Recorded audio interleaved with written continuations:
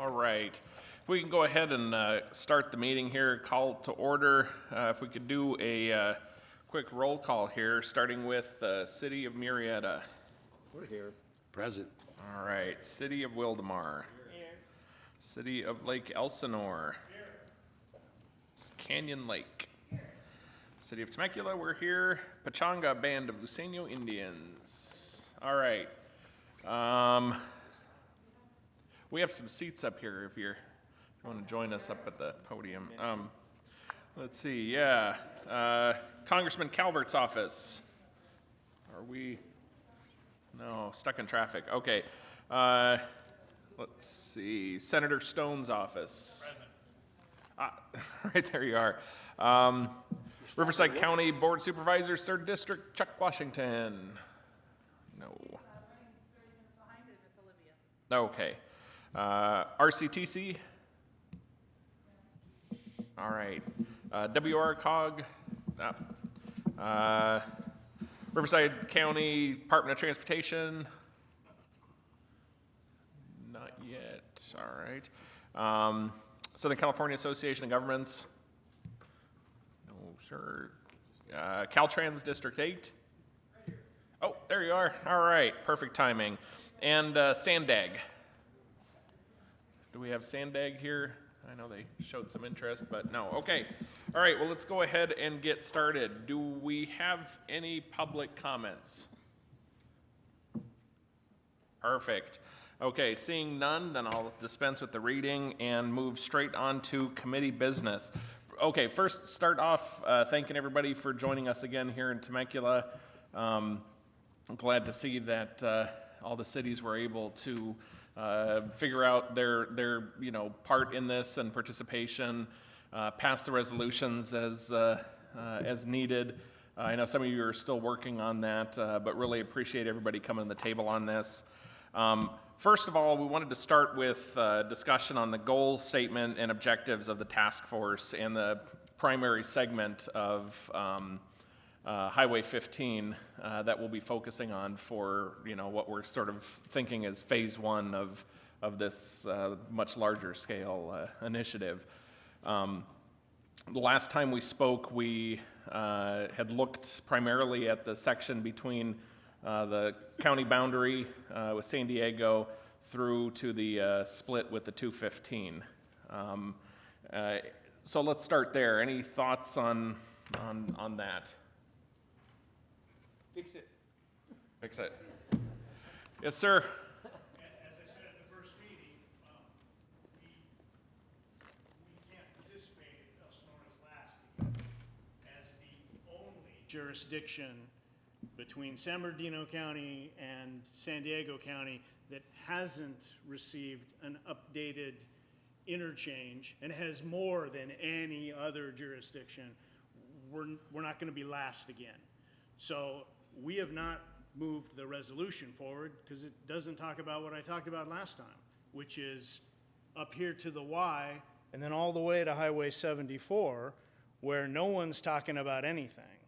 Now from 74 up to Cajalco, RCTC is working on some things, but that area from Highway 74 in Lake Elsinore through Wildemar, through Murrieta, and then down to the Y, it's not been addressed at all.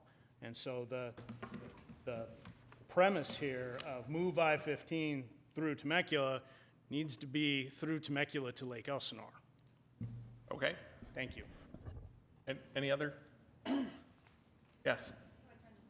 A little button on the right side. Button by the mic. I see it. Okay. You didn't include Paula Band of Mission Indians in the roll call.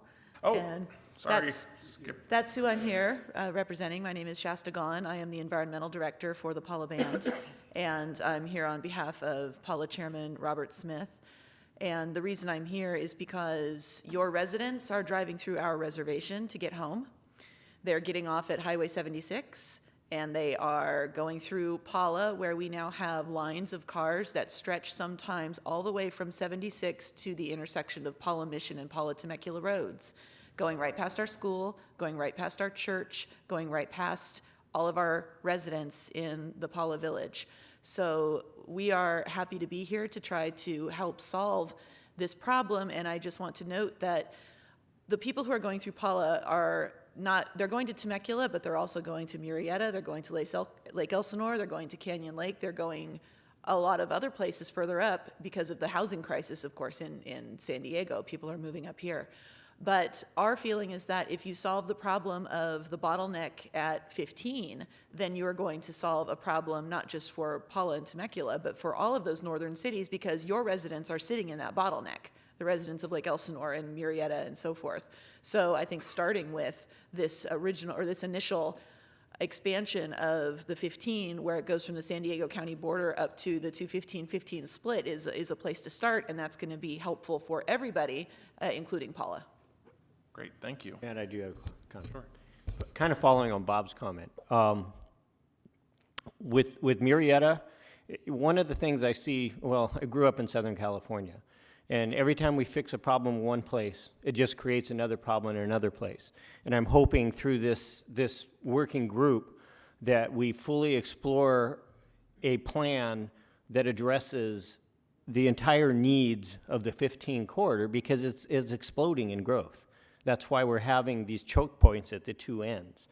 And a lot of times when you fix a choke point in one little section, all it does is create another one in another section. And we got to make sure that that doesn't happen, or that we're addressing all of it at the same time, so that it opens up and it truly becomes what we're trying to do, which is a kind of an economic corridor boost as opposed to just shifting problems. So, you know, that's kind of what I'm looking for, and I hope my colleague from Murrieta here agrees with me that it needs to address the bigger problem and the bigger picture, and that's what we're here for. Thanks. Absolutely, Mr. Ingram. Thank you. Thank you, Mr. Mayor. we got Oh, John. did you call? So I concur with my colleague. I also think when we're looking at this, that we have a pretty good idea where the issues are at. I think what we need to do is kind of focus on, these are the areas we want to do, but how we're going to ascertain the funds to do them, because without the funding, nothing else is really going to happen. And that's something where Ms. Meyer and the county could be beneficial to us, to give us an idea and a scope of what they've looked at and what's transpired over the last 10 years, like with the French Valley Overpass, funding that we may have had that was taken back from the state, or money that may have been earmarked that's no longer there. Because again, nothing from nothing leaves nothing when I went to school, unless math has changed. So we need to identify those sources and how we're going to get to them. And that was one of the things I discussed with you, is under the Greenhouse Omission Act, we have the capability of going to Sacramento and lobbying as a group to go after cap and trade funds that are there for these specific projects and infrastructure. And so we should have maybe a committee or an ad hoc committee at this point put together to explore all of those options that are available for funding. Right, absolutely. Thank you. I'm going to go to Mr. Nagar, and then we'll go down there. Thanks. A couple of thoughts, all good thoughts. I think we have to be a little bit strategic. When I was teaching my children to read and they'd come across a difficult word, I'd teach them to chunk the word, break it down.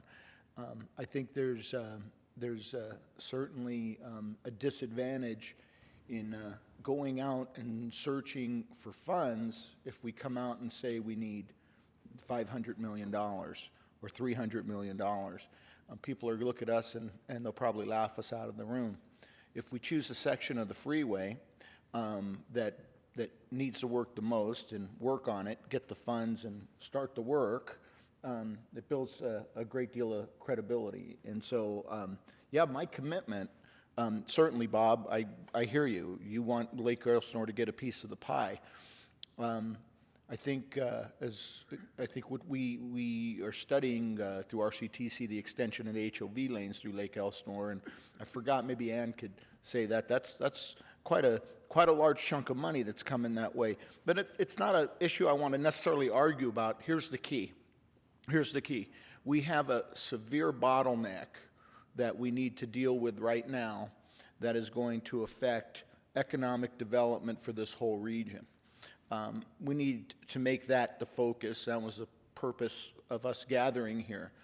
I have no problem. In fact, I would certainly advocate that subsequent to that, we need to take on the next challenges. And we do that, and we do that with all the vigor that we can muster, and this group staying intact. So that's kind of my point of view.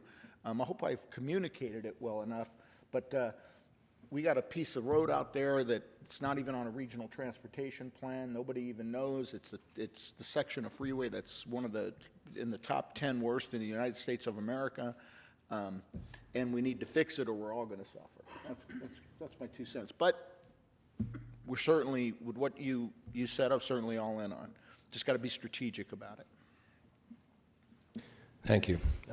Since we're now in a public environment, being recorded, I imagine, I do want to go on record as stating what I stated the last time we were together, and that is we have people that are moving and driving to Orange County, which created the bottlenecks on the 91. We have people who are commuting to San Diego County for work, which creates the bottleneck. RCTC, I've learned for the past year being on that commission, 22 lanes was what was needed to fix that problem. Building 22 lanes is impossible. There's a lot of lanes down here, and there's studies, modeling, that type of thing. We can figure out how this traffic can flow better. But again, going on record, it's not pavement that will take care of this issue. It's building an economic center in Riverside County, possibly southwest Riverside County. We need to look at the companies that are out there. We need to look at AAA. Take a look at these large corporations. How many people do they employ that have a 951? Would it make sense for them to move locations to our area to accommodate? We're the next growth area, right? Riverside County is what, I think the 4th fastest from stats that I've heard. So at this point, part of all of this, we have to link it to some type of economic plan. Because what's going to happen is, I'm at the northern end, and so is Paris, the 215, where the 215 comes into the 15. And that bottleneck is what's going to happen. It's going to creep up into my area, and what we're going to see is the same issues that you're having here. So as was also mentioned, we're going to push these press points somewhere else. So hopefully as part of this plan is to go ahead and figure out what's the best way to alleviate this traffic, and I was unaware that Paula was being impacted on the back roads. So, we look at Paula, we look at Pachanga, large populations are employed there. And so if we can figure out a way to link an economic growth in with this, I think it'll make us look very, very smart, number one, and number two, it'll help us all in all the cities, not just the ones that are here tonight, but every city within Riverside County, southwest Riverside County. So I just wanted to put that on the record. Thank you. Good, thank you. Anyone else? Yeah, I do. Yes. Which one is it? The video? This one here. Oh, this one. Oh, there is a button. Okay. Like we did in the city, we broke our whole sections down by streets that need to be done. The main streets, Grand, because of everybody coming over the Ortega Highway, different things like that, Cordon. This is going to be the same thing with this one. If we're going to do that, we need to set which ones in order that we need to go down on this thing. I know the pinch point is the killer, and it is the killer. It's killing everything. It's killing all the drivers coming up from San Diego, absolutely, and also going down in the morning. So that should be number one. But as Bob and from Menifee and all that area over there, they need to be also on that list and just punch these things out and keep this thing going until we get them all done. And like you said, there's no way that we can force companies to come here, but that's a whole nother, I don't know if that's this task force's objective to get those companies coming here. I think I know economic development guys that we're already having those meetings down here trying to pull those companies in here. But I think if we just list the things, list what Bob needs up there, list what they need over in Menifee, and just punch them out and just go down the line and get the money we can and start doing one at a time, and then don't dissolve this thing. Keep it going all the way to the very end, to the last piece of pavement is done. I know they need a lot of infrastructure, especially on overpasses and stuff, because they're having the same problem over in his zone off of Central, where everybody's getting off to go over the Ortega. It's pinch points. So we're all in the same boat. And unless we set up that agenda of where we're going to attack this thing, it won't go anywhere. But so we need to get that, and we need to come up with a strategy. But we know this is the main section right now, Winchester, Rancho California, Winchester, all the way to the Y, because that'll alleviate a lot of our problems for all of us. But it also makes the economic thing good, viable down here, and we can get Caltrans and RCTC and all those guys involved and try to fix some of our other major issues. Like you said, this is the spot. We know it's the Golden Triangle. It's been called the Golden Triangle since I came here in '79. Never known anything else but the Golden Triangle. Now we got to pay the gold to keep it. So it's going to be a lot of gold. Sorry, Bob. Mr. Ingram. I'm curious, and Ann may be able to answer this. In regard to Elsinore's question, I agree that we need to make sure that we've doled this out fairly to all the cities that are involved. What projects that we're discussing up here that may be in the queue that we could expedite versus because the process is forever with this. We all know that. And coming from the private industry, I can tell you there's many times where I've fallen out of my chair in council chambers where I hear the amount of time it takes to get something done. So this is an issue that impacts 270,000 plus commuters every day coming northbound through this portion of the valley, and as well in the morning. So what projects do you have in the queue or that you've seen that you know that we could expedite? And that would include Elsinore from an economic standpoint, because Mr. Winter is correct. We're the 4th largest county out of 58, and we're probably going to be the 3rd for population in the next decade or less. So you have projects that you've seen that you know we could expedite? Is that number 4 on our agenda? Yeah, Ann's giving a presentation in just a bit to help address some of that, because I think that's, Bob, I share the same concerns. In fact, I think we're agreeing, Jason, nice to see you. I think we're agreeing more than we would disagree on this. I mean, we're not saying we're doing this at the exclusion of other projects. We're just saying that this isn't an existing project. It fell off the list for whatever reason, and it's listed now as the top 25 worst congested areas in the country, and number 4 on that list for economic impact. And so if we're going to get the attention, I was just in D.C. last week meeting with our representatives, meeting with the Department of Transportation and others, a lot of what was said while I was there was, yeah, we understand you guys have issues. We didn't know, a lot of folks didn't know it was this bad. And part of the reason is they said the same thing that I heard at a lot of offices. We don't hear from you guys. You're not here.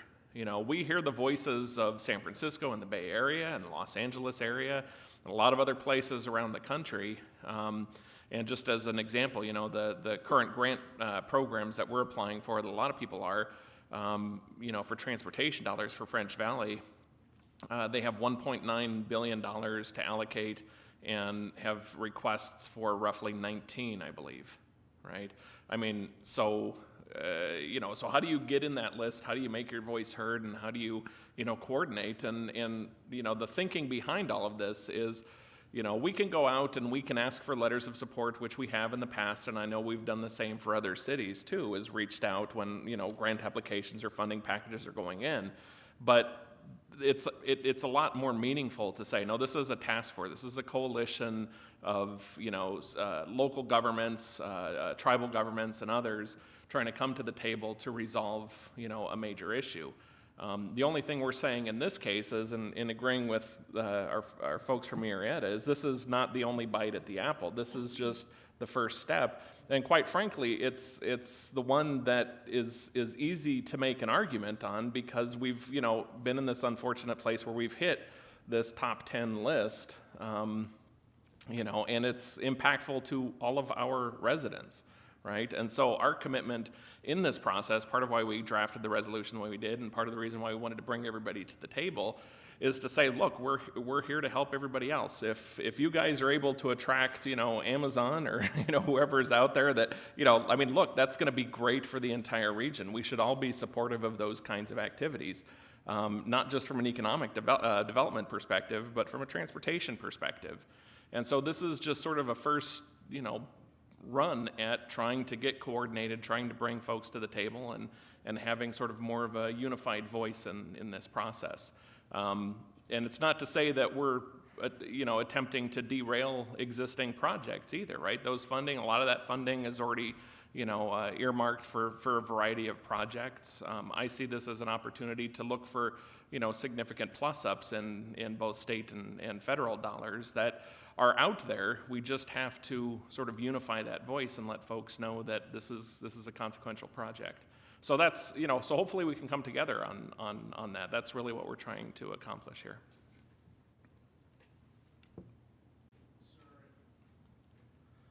My point is, and I'll let Ann speak to it, from Central Avenue at Highway 74 south, there is no RCTC plan in place for the 15. The 215 has been completed. All those interchanges, all that's gone.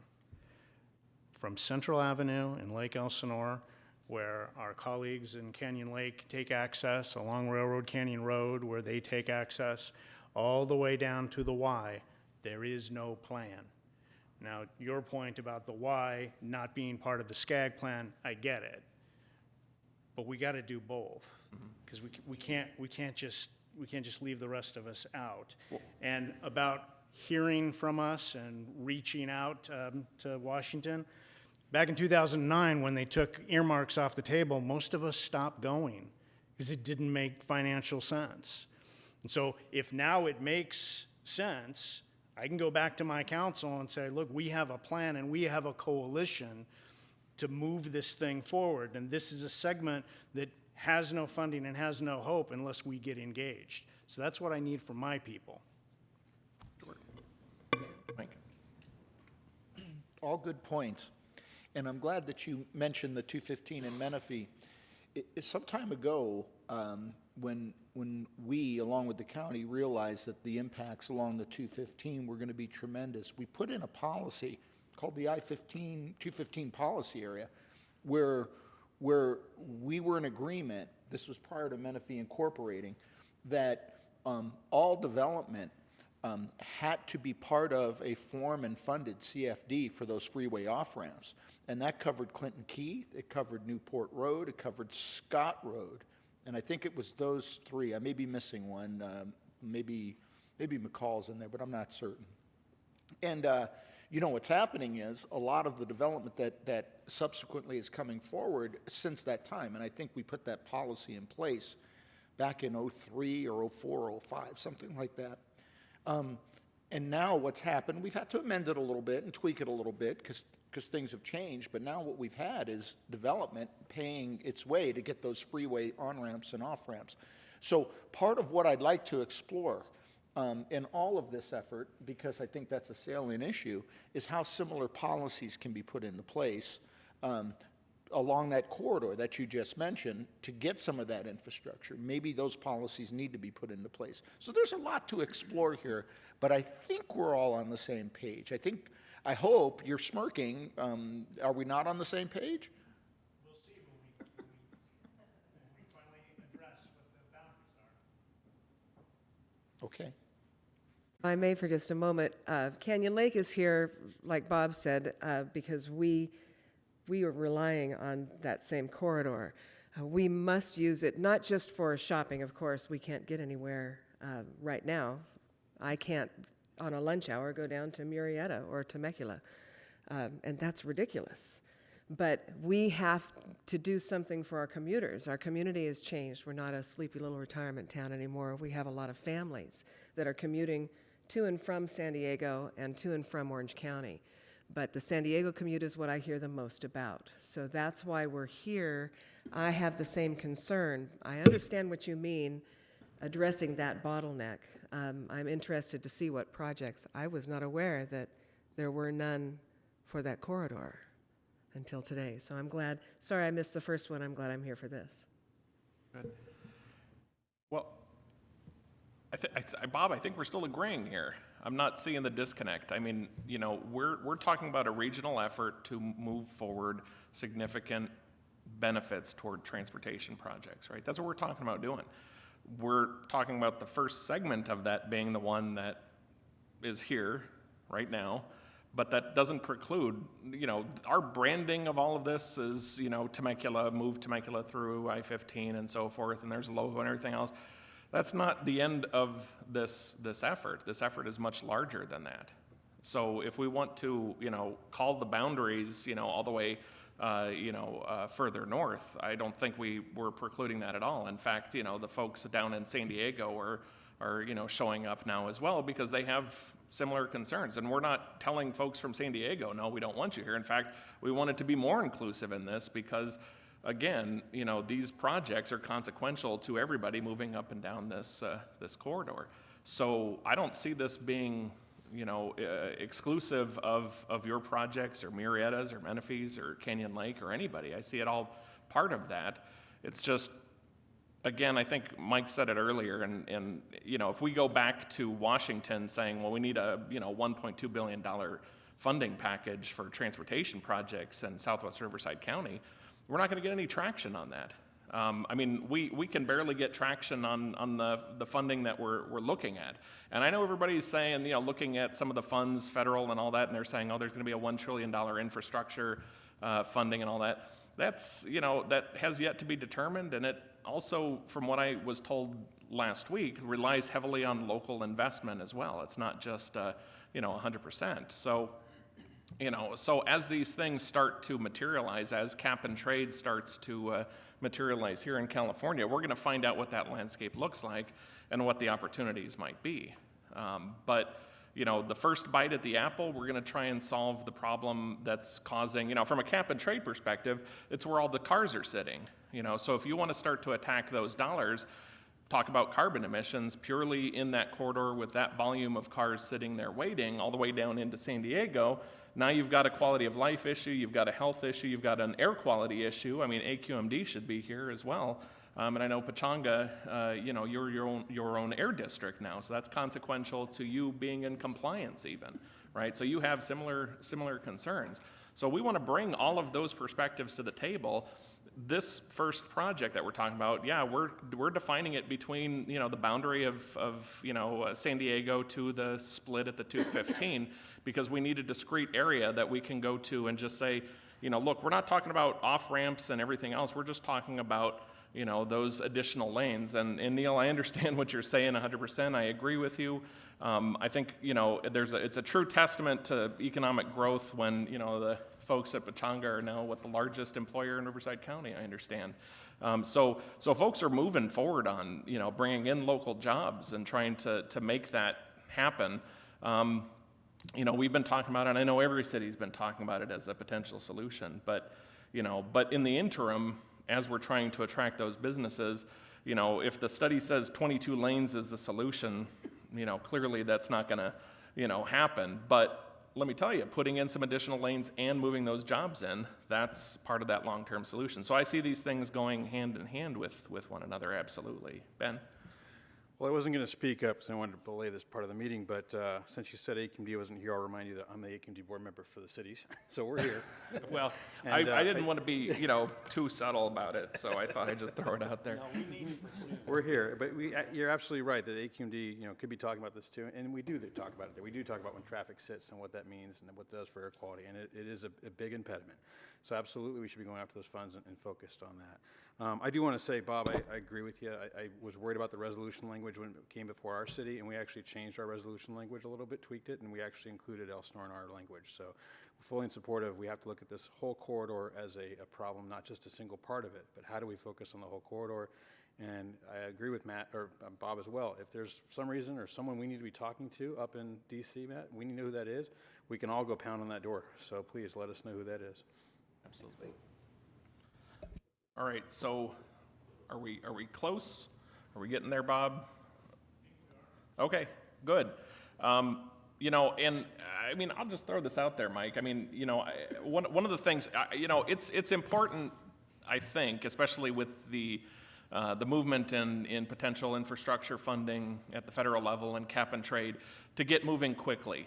You know, and I realized that everybody had to pass a version of a resolution, and my concern was, well, what we could do at some point is, you know, combine all those resolutions and pass a joint you know what I mean? I get there. But look, we all know how slow we are sometimes in getting these things on our calendars and moving things through the process. So, you know, my sense is, you know, here, this is the task force, you're here, you're authorized to speak on behalf of your, you know, municipality or tribal government, and, you know, my sense is, let's call it, you know, what it is. You know, we're looking at this entire corridor, you know, as far south into San Diego County, and as far north as, you know, where we're talking about with, Lake Elsinore's concerns. And I saw one of the resolutions included language that went up to the 91, I believe. And so, you know, look, yeah, it's important to all of us. So I don't have any problem acknowledging that that's the scope of what we're trying to do, as long as we understand that the first bite of the apple is going to be, you know, this more challenged section of that freeway. And then, you know, as we move through this process, look, we haven't done this before, and we have transportation, and you're going to be talking in a bit about transportation and priorities and so forth and how that's all sort of mapped out.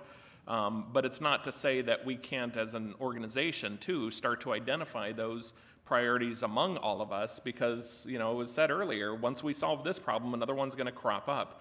And so we're going to be chasing that for quite some time until we finally get it right down here. And so we need to be able to be responsive. I understand that we have a presentation as well on a commuter study with folks from WRCOG. I think that's going to be extremely insightful for us to really understand, because we hear sort of anecdotally, or we put out our surveys and feelers in our community saying, you know, how many people are going to San Diego, how many people are going to, you know, Orange County or Riverside, and we get a sense of what that looks like. But this WRCOG study could potentially really open a lot of our eyes to really understand where the biggest issues are and how to really tackle this problem. So once we're past this hurdle, moving forward is going to be, you know, important for us, and we need to keep this thing forward. And it's up to us to sort of define what that structure and function looks like among all of us, and how we set those future priorities. Mike? Yeah, and if we're talking about what we're going to name it or how we're going to draw the boundaries, I'm okay with that as well. Keeping something in mind, that when we start to engage in this effort, what we ask for and what we do is going to have to be substantiated. So you're going to have traffic studies, you're going to have traffic counts. I believe Mr. Gray is going to talk a little bit later on about where trips are going, where they're coming from, and that is going to drive the priority, just that simple. So I happen to know with all my heart that we're probably, this effort is going to make the from the county line to the Y, the #1 focus. And that, I'm pretty resolute that it needs to be, unless, of course, the data speaks against that, but I'm highly doubtful that it wouldn't. Subsequent to that, I'm all in. Let's look at the counts. Let's look at what needs to be done. But it's all going to be data-driven. It won't be, well, guess what, and this is, let me caution myself because I don't want to say it derogatorily. It's not going to be, well, we haven't gotten any money recently and we'd like to have some money to do an interchange, so where's our cut of the pie? It's going to be looked at, where's it needed? I mean, really, where is the need, and let's channel the funds there. And in that case, I'm all in, particularly if it's in your city or your city, wherever it is. But I just happen to know that in our first effort, this section of the freeways, I say probably because maybe I'm wrong, but I severely doubt it. It's going to come up first. So it's going to be data driven. And if we want to call or extend the boundaries of you suggested, totally in with that. Nobody should be excluded. I don't disagree, especially with this northern pass, but I think we also need to factor in when these are prioritized, the economic impact to the city as well. And if it has a substantial economic impact to Elsinore that would be beneficial, or to Temecula or Marietta or any of the areas, Canyon Lake, that we should be acute to that and be sensitive to that as well. So, meaning if there's so much money that's left that we can do the northern bypass, or actually get that to prioritize after Ann is finished in a queue, what will be to the best benefit of each city in there, so that we're thinking regionally, and we're not just thinking as one city, or if that makes sense. Yeah. Right, thank you. And I'd add that, I think those are all metrics to help guide the decision-making, but Bob, I understand what you're saying 100%.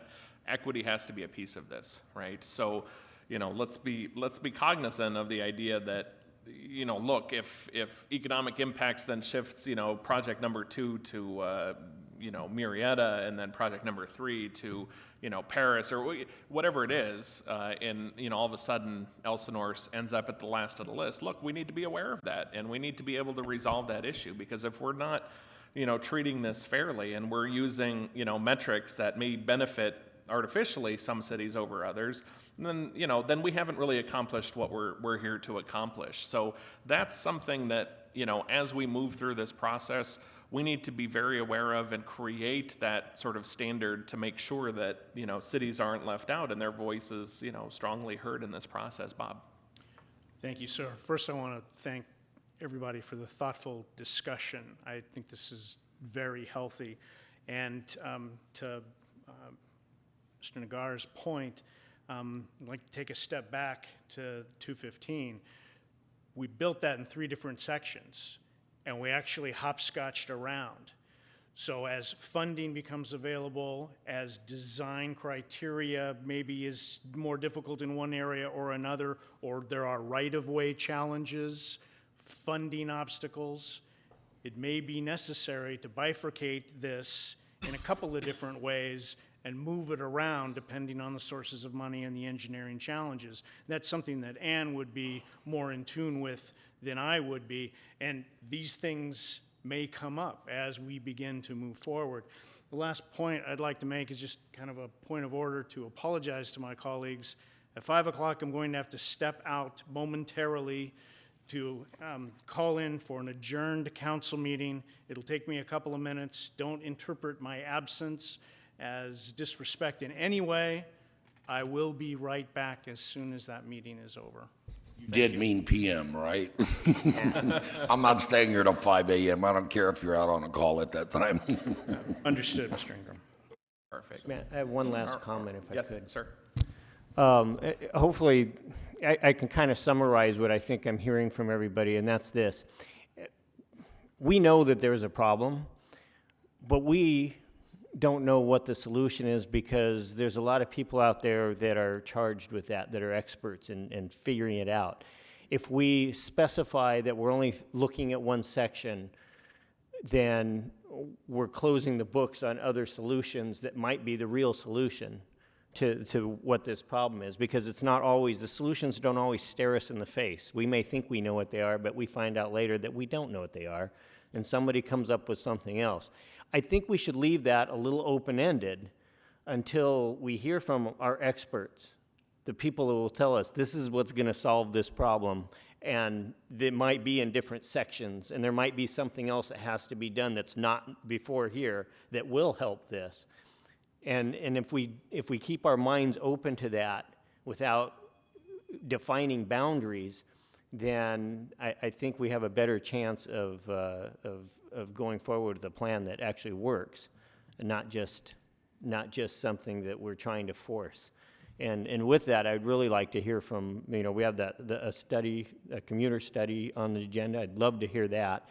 And also, I'd like to hear some of those updates that we have, because those will help us in the frame of what we're talking about. Because we could probably talk about this a long time, and I don't know that we have a long time for tonight. Thanks. Okay. So how do we want to move on here? Because we haven't quite, I mean, I understand what you're saying, but again, I'm just going to reiterate that, we brought this thing to the table for a specific area, and I think with the traffic studies and with the information, that's going to be presented by our guests today and the agencies, I think we're And still... if that's what they say later on, Right. fine. But But- I think it's premature right now to define those boundaries until we know what we're faced with and what Sure. those solutions are.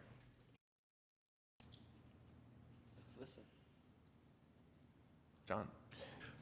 I think we should discuss what we know right now that's causing the problem, then let Ann give us a presentation on what she feels would be the approach to attack it. The northern bypass is a huge problem, just like not having the French Valley overchange is a huge problem.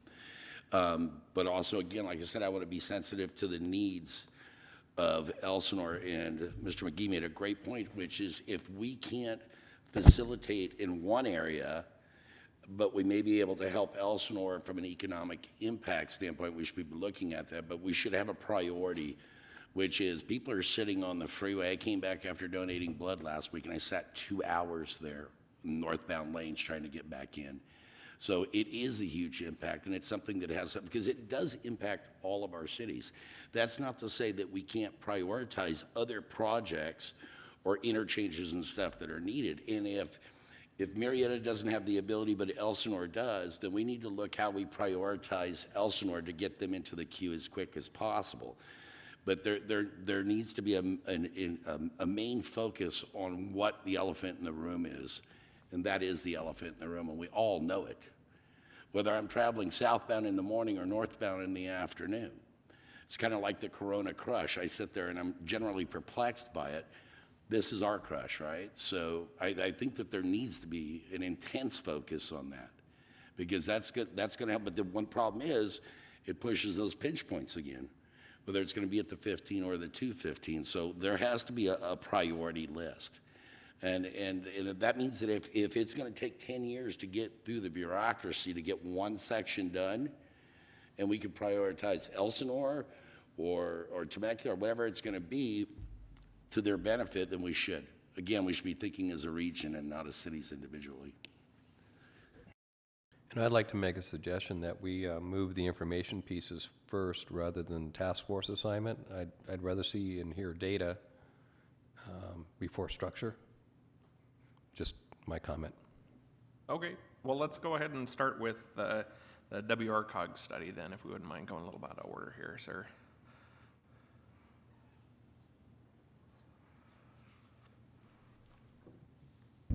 Good afternoon, everyone. My name is Chris Gray. I'm the Director of Transportation with WRCOG. I'm going to just talk a little bit about we're calling our commuter study. And we've kind of changed the name on it because we can't find creative names for anything. But essentially what we have been talking to our cities is this issue of where people go to leave the county for work. So we had brought to our committees an idea of doing a comprehensive study of all of western Riverside County to figure out where people travel when they leave the county. We brought that to our various committees, and some of our economic development directors from some of our cities weren't all that interested in that study. So what we've decided to do is take the same approach, take the same methodology, but apply it for select areas of the county. This will be the first area we're proposing to do it in. And what's unique about this is we're planning to use something called big data. If you don't know this, people are tracking you constantly. So there are now vendors that track your cell phone, your Yelp review, your GPS data in your car,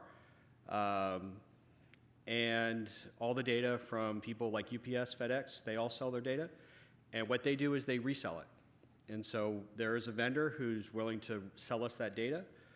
And we have decided, based on a request from the City of Temecula, one of our member agencies, to do this first for this portion of the county. And what we are going to be doing over the next couple of weeks, because since the data is already available, is developing some summaries. But to give you a taste of what the data looks like when you get it, we asked the vendor to give us some samples. And so I was curious where people from the Promenade Mall come to, where they come from and where they go to. And it's all over Southern California. So every little dot is a square where there's a person who comes to the Promenade Mall. It goes as far south as San Diego, far north is Riverside, not really anyone, but most up and down the 15 corridor. So one of the items that we'll bring back to you at a future date is this analysis for the 15 corridor. And one of the items I wanted to share with you is that from looking at this preliminary data just on retail trips, there are people driving the 15 corridor who are not commuters. They are doing retail trips. There are people going to healthcare, from what we can tell. So there's a very broad range of reasons why people are traveling the corridor, and we'll be bringing this back to you at a subsequent meeting once we do the analysis. But we did want to share with you we're going to be doing this, and I'm happy to answer any questions you may have, but I'm not going to be as interesting as Ann, so I don't want to take all your time. Chris, first of all, appreciate all the work you do at WRCOG. It's very helpful to all of the cities, and I have no doubt your work here is going to be just as helpful.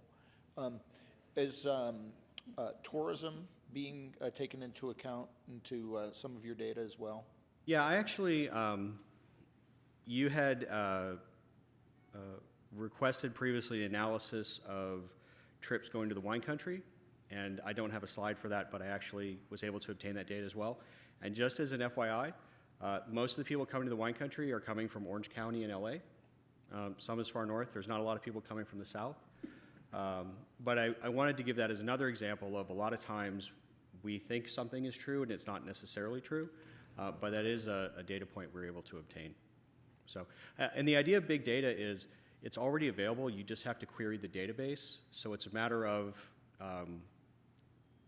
if you have a question, you can answer it, and if you have the question phrased a little differently, you can get a slightly different answer with the same data, because this vendor has literally billions of data points that are tracking you and all the people down here. And so by able to query that database of their billions of data points, actually stretched across the entire country, you can answer the questions in really an infinite number of ways.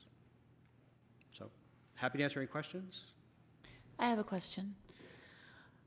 Based on the data or based on our own observations, we know when the difficult times are for the traffic in this area, and it's going to be in the mornings as people head south and in the evenings. And we find in Paula, particularly the end of the week, Wednesday, Thursday, Friday, between about 3 o'clock and about 7 o'clock is when it's the most severe. So are these data firms able to analyze those specific time periods to where those people are going to and where they are leaving from? Yes, so they have data for 24 hours a day going back years, every day of the week. So you want to know what it's like. So here's an example.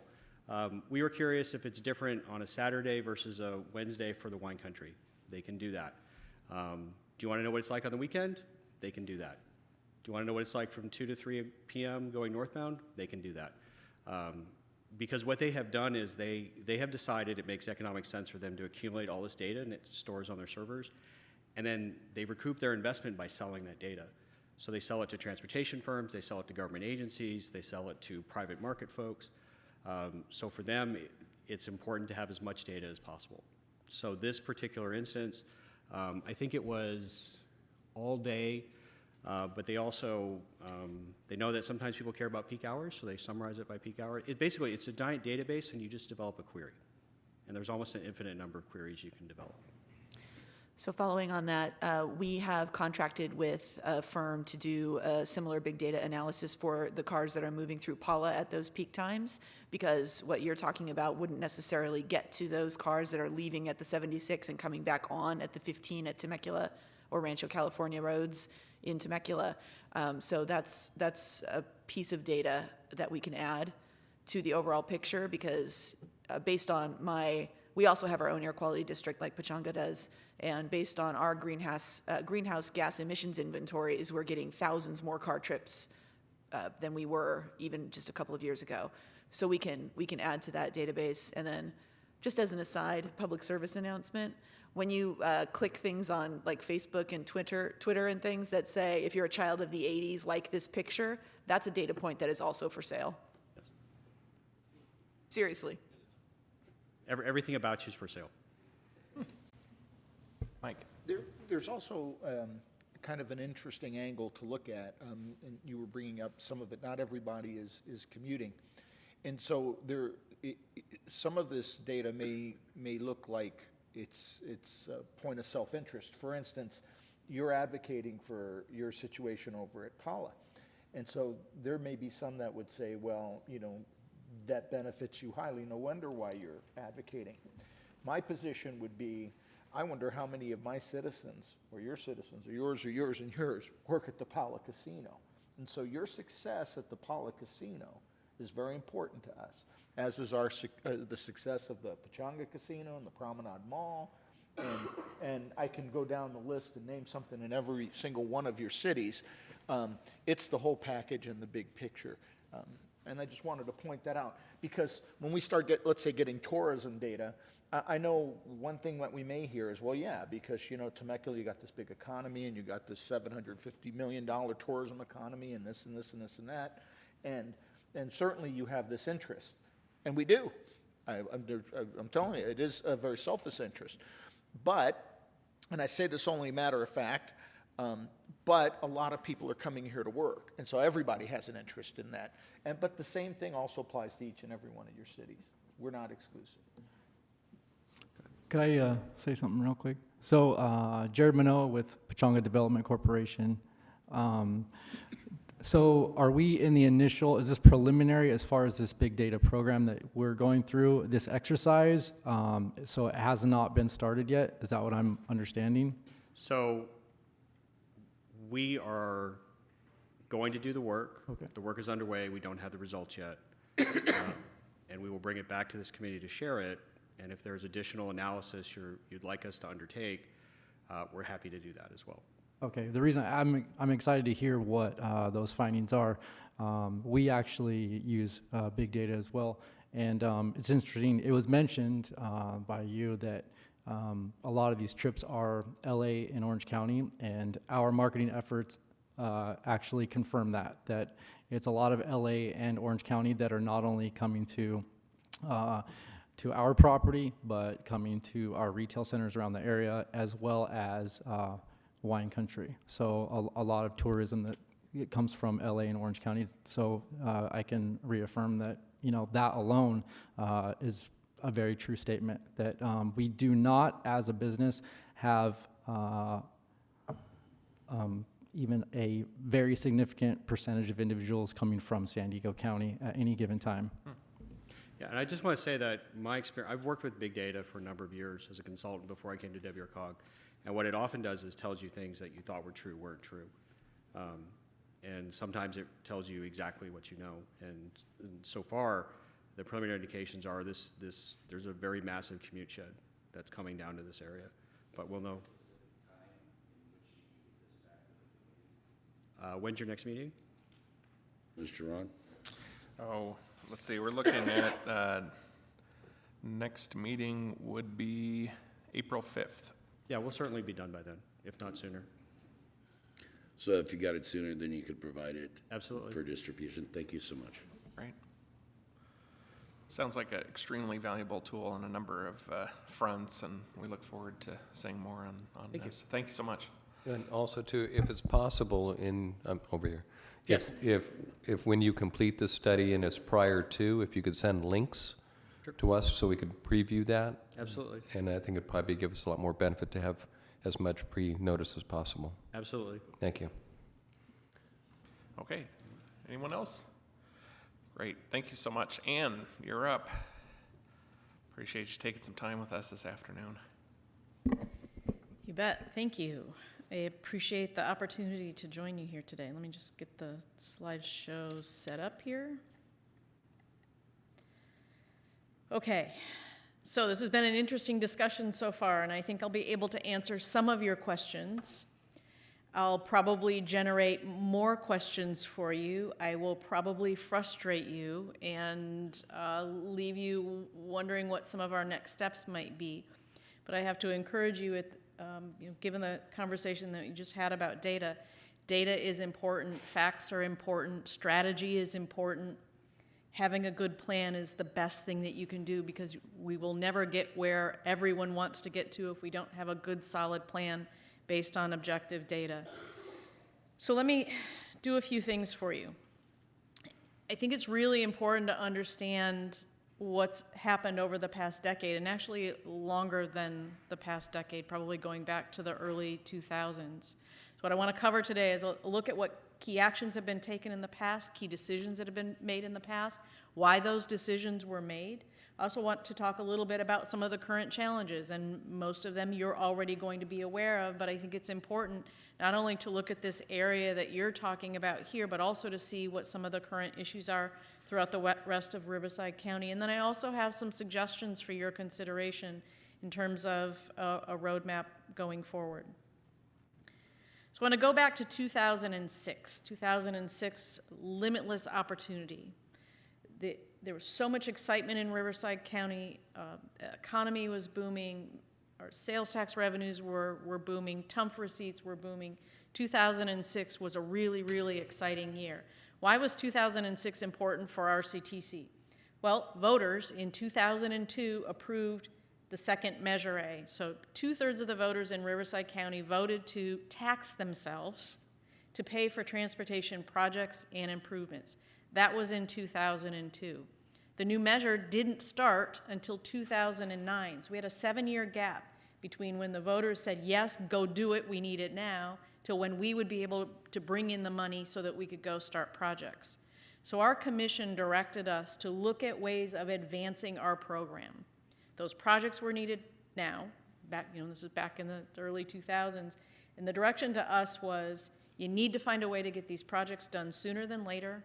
We need as many projects as possible, and we need them as soon as possible. So in 2006, we were given a task to come up with the first Measure A 10-year delivery plan that would cover the years from 2009 to 2019. And this is the cover sheet from the presentation that was made at that time.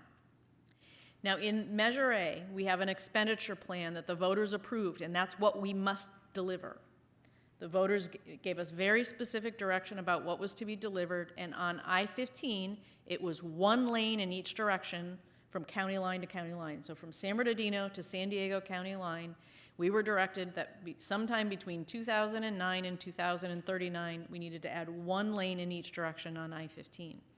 On the 215, it was the same, add a lane in each direction.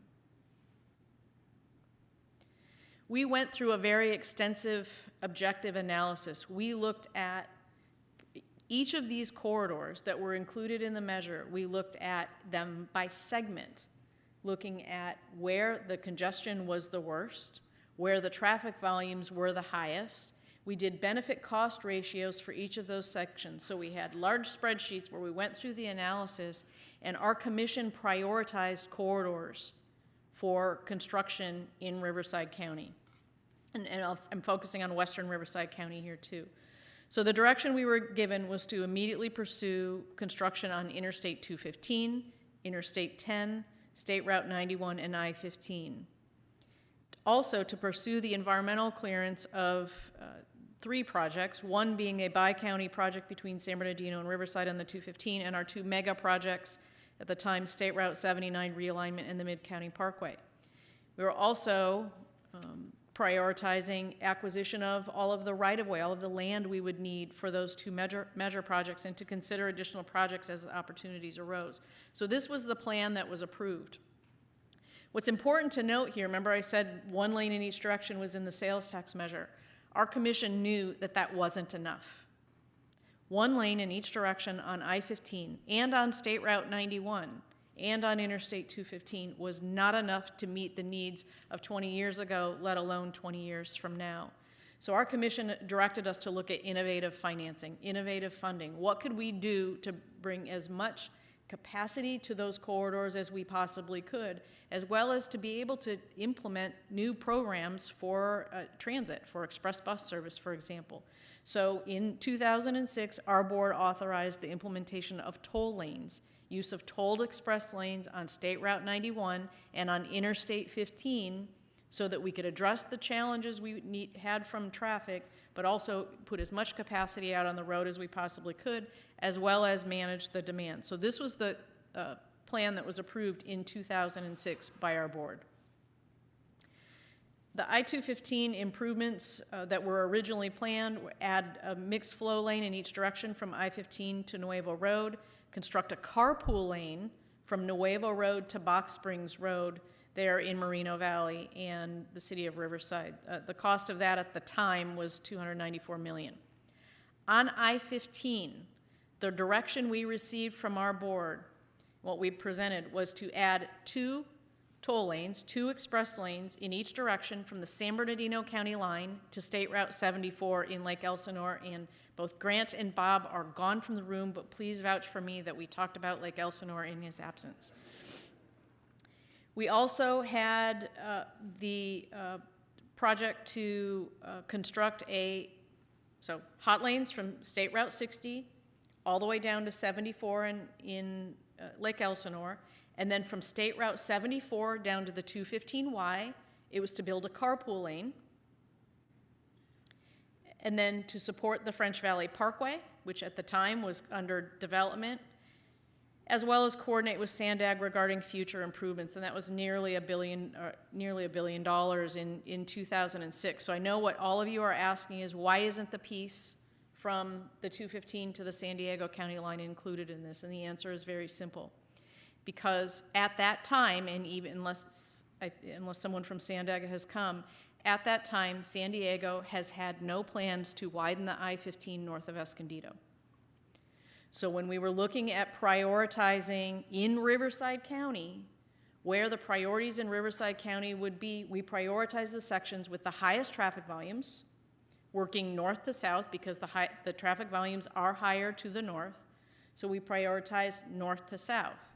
You might ask, why did we stop the tolled express lanes at the 74? And the answer is very simple, is that the traffic volumes between 74 and the 215Y simply aren't high enough to justify toll lanes because you won't have enough customers there to pay for the construction of the lanes. The French Valley Parkway project at the time, and still, was and is a very high priority, so our focus was on making sure that the French Valley Parkway project received all of the funding it needed and got built. When the RCTC Commission adopted these priorities for the I-15 corridor, after that, and to their credit, San Diego went back into their regional transportation plan and added in the strategic plan, which is it's not financially constrained, it's out past 2040. They did add bringing their toll lanes to the north from Escondido.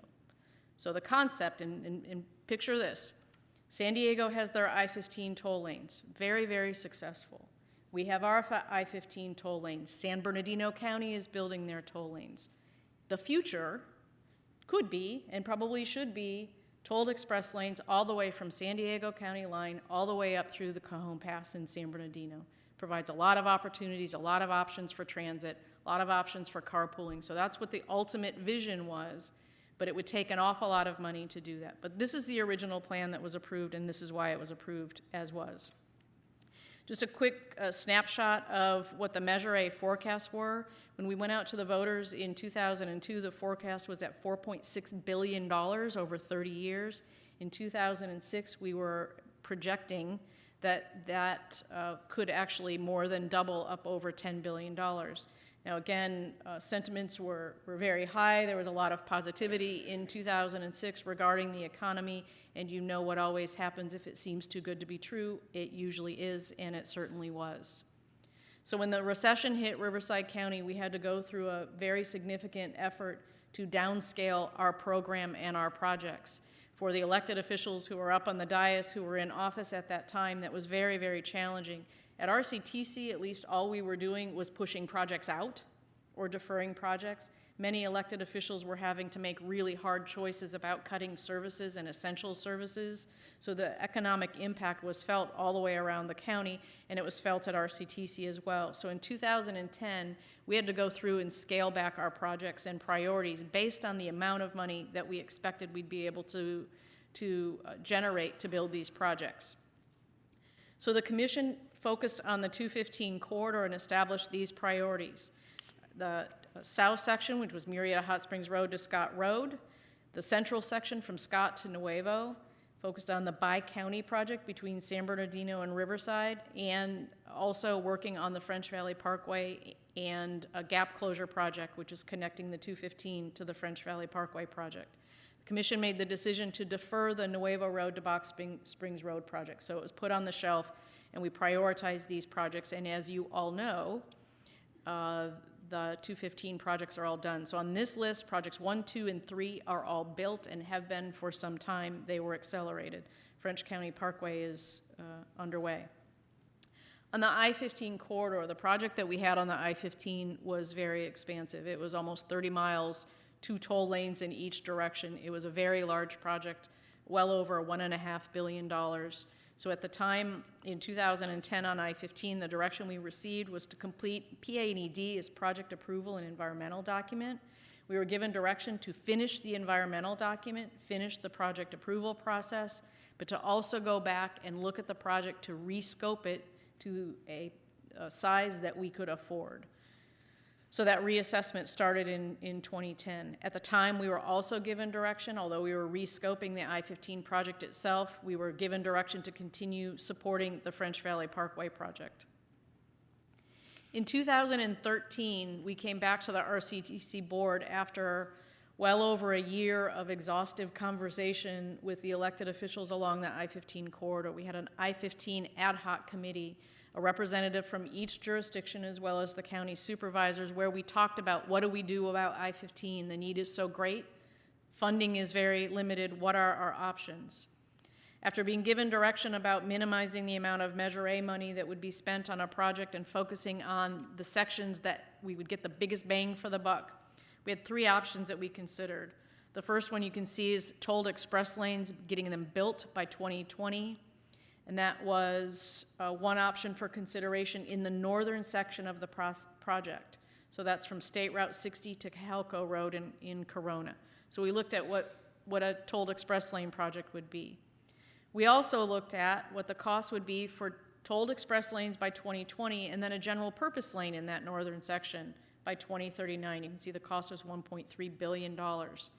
And then we also looked at the option of, okay, the toll projects are very large projects. Yes, they'll be able to give us more capacity, but what if we scale back to just what was approved by the voters in the sales tax measure, and that's just a simple carpool lane. That cost was $330 million, almost as much as getting double the capacity with the tolled express lane. So these are the three alternatives that were evaluated, and we were given direction to proceed with the tolled express lanes in each direction from State Route 60 to Cajalco Road. That is the project that's under construction right now. So you can see we've been riding a roller coaster here since 2006. And it brings us to 2018, which is kind of hard to imagine, but in the first 8 years of the sales tax measure, we have completed major components, the projects on the 215 as well as the big project on the 91, and we now have the project on the north end of I-15 done. So let me show you here. So in green, all of the projects shown here on green, whether they're on the main line or whether they're interchanges throughout the western Riverside County, these projects have all been completed in the first 8 years of the measure. So you can see quite a bit has been accomplished in a very short period of time. Highlighted here in blue is that northern section of I-15 that's currently under construction. In purple, you're seeing a lot of interchanges here, as well as some work out on State Route 60. The purple projects highlight projects that are in the queue, they're ready to go, or they will be going to construction soon. So you can see we've got quite a few getting ready to go out to construction. The projects you see highlighted here in orange are projects that were either in the expenditure plan for Measure A and or projects that have been underway for a long time. I previously had mentioned State Route 79 realignment in the Mid-County Parkway. Those are both on here as well. So you can see all of these projects in the orange are the projects in the measure that remain to be completed. So you can see here I've got, I could figure out no other way to show the hot spots other than the use of flames. So the hot spots you're seeing here are the hot spots throughout western Riverside County where we are hearing from your constituents, we are hearing from you, we are hearing from those who are visiting this region that the congestion in these areas is becoming intolerable and the frustration levels are increasing.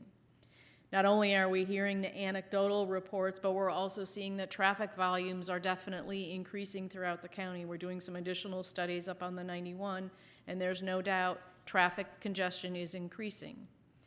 The economy is doing terrific. Unemployment is really, really low. People are on the road, they've got money to spend. The impact we're seeing is congestion. So when you're talking about priorities and the work that this task force is going to be doing, let me tell you about how RCTC sets priorities. Everything we do is guided by the Measure A ordinance. The voters approved that ordinance. We are required to complete those projects. We're required to build them as we were authorized to do. So Measure A governs all of the decisions at RCTC. The decisions are made by either corridor ad hocs. As I mentioned before, we had an I-15 ad hoc where a representative from each city served on that ad hoc providing policy guidance. We also have a Western County Plans and Programs Committee where all of the decisions are made regarding projects and funding and those recommendations, whether it comes from an ad hoc or the Plans and Programs Committee comes to our full board, and several of our board members are here on the dais today, so they participated in those meetings. I thought it was important to share with you how decisions are made at RCTC. So when we talk about what our next priorities are going to be from 2019 to 2029, it will be these bodies as well as the RCTC board that will have to make those tough decisions because, frankly, the demand for projects far outpaces the revenue that we have to build the projects. So current project status, the I-15 Express Lanes project under construction. It's a $471 million project, 2 toll lanes in each direction from State Route 60 to Cajalco Road. The I-15 Express Lanes South Extension, so this was a deferred section from our first delivery plan, and our commission has told us that any project we deferred in the first 10 years is automatically a priority in the second 10 years. So our commission has already designated this south extension from Cajalco Road to State Route 74 as a high priority 2019 to 2029. We have not started any work on the project, but we estimate it to be approximately a $544 million project in 2023 dollars. RCTC has submitted as a part of the State Transportation Improvement Program, so I'll talk a little bit more about funding, but state funding that's allocated to Riverside County, we have submitted a request to the CTC for $50 million to start the project approval and environmental stage of that I-15 project. Again, that runs from Cajalco Road to State Route 74, and I must note that that $50 million in STIP funding is being made available as a result of SB1, and I'll talk a little bit more about that later. So I know it was raised on the dais today, and it was on the agenda for me to talk a little bit about the regional transportation plan. So this shows you what we currently have in the regional transportation plan. The section that from Cajalco Road to 74, so that south extension I just talked about, that is shown in the financially constrained component of the regional transportation plan for completion by 2029. The next stretch from 74 down to the Y is included in the regional transportation plan at 2039. Now, financial constraint, what does that mean? What it means is that we reasonably expect to be able to have the money to build these projects by the dates that we say we will. Now, why is that important? You've got to be able to demonstrate financial constraint because SCAG, Southern California Association of Governments, uses that regional transportation plan to do all of the air quality modeling for the entire 6-county region. It's essential for us to be in compliance with air quality requirements, so you only put projects in the financially constrained component that you think have a reasonable chance of being funded. It doesn't mean the money's in the bank, it doesn't mean it's in your pocket, but what it does mean is it has to be a project that you could reasonably foresee could be funded. The section from the 215 down to the San Diego County line is not currently in the RTP at all. Let me talk a little bit about money. So we did an analysis in 2016 of where we are with funding. Category A here shown in blue shows the funding that we can reasonably expect. We can pretty much predict it. It's Measure A revenues, it's our formula share of state and federal funding, so it's money that we can pretty much count on. Category B is a category, you can see it says 6% there. Typically, if we're competing statewide for money, if there's discretionary money statewide and we go compete for it, we generally get about 6%. That's pretty much our fair share. So we can count on bringing in good projects, getting our fair share of money, sometimes more than our fair share of money, but we can count on about 6% of that. Category C is a category of maybes. So in that category in 2016 was potential gas tax increase, another sales tax measure, some sort of change in the federal policy regarding transportation, possibly a new vehicle miles traveled fee. So category C is kind of like everything on everybody's wish list. If it all happened, how much more would we get? And that left us with a funding gap. You can see that funding gap is pretty big. That was in 2016. So fast forward to 2017, this picture is better. Our category A has grown significantly. Category B has increased as well. Category C decreased, and our funding gap has decreased. And what's the difference here is SB1. So in 2017, the legislature, as I'm sure you all know, approved a gas tax increase, the first since 1994. The funds, the dedicated funds coming into Riverside County, the discretionary pots that we can compete for, change this funding picture for us. And SB1, for the first time, gives us a reliable, predictable source of state funding in California for transportation, one that we haven't had in a long time. So another question that has been posed is, the first measure was important, but it doesn't begin to touch all of the other needs that are being expressed throughout the county. What happens if we have another sales tax measure?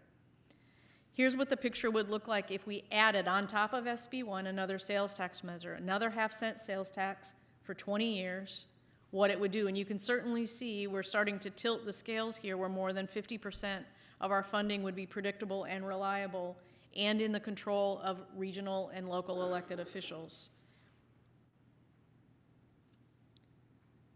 So the funding situation is better now than it has been in a long time. It still isn't enough. In 2008, we did a freeway uniform mitigation fee analysis, kind of like TUMF, but we looked at the freeways. It was called the FUMF. So that quickly got put on the shelf because what we found was that the needs on the freeway system exceeded $14 billion, and if you attempted to put that burden on development, there would be no more development in Riverside County. There would be no more homes built because the cost would be so astronomical from those loaded fees, it would be counterproductive. So we put that on the shelf, but the thing is, the study went on the shelf, but the needs didn't go away. So I'm here today to tell you that funding is your biggest challenge. Funding is our biggest challenge. The work has been done to prioritize sections along the I-15.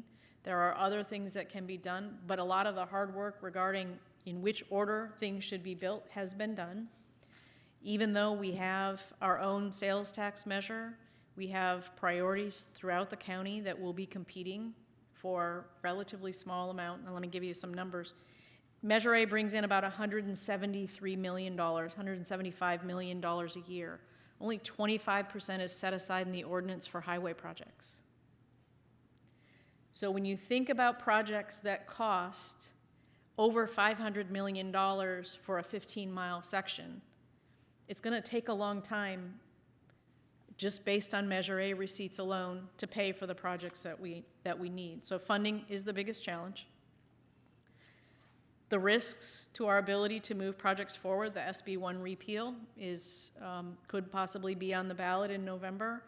If SB1 repeal is approved, that I-15 section I just talked about from Cahelco Road to State Route 74 will not have $50 million to proceed. RCTC does not have $50 million to move that project forward, so that project will not get started. We have competing priorities throughout the county. I showed you those hot spots throughout the county. We've got folks in the Hemet, San Jacinto Valley who've been waiting for the 79 realignment and the Mid-County Parkway projects for well over a decade. Those two projects alone are $3 billion, and the environmental documents on both of those are completed. We have folks in the Banning Pass looking for more actually some investments there, and we have people on the 91 asking for additional investments as well.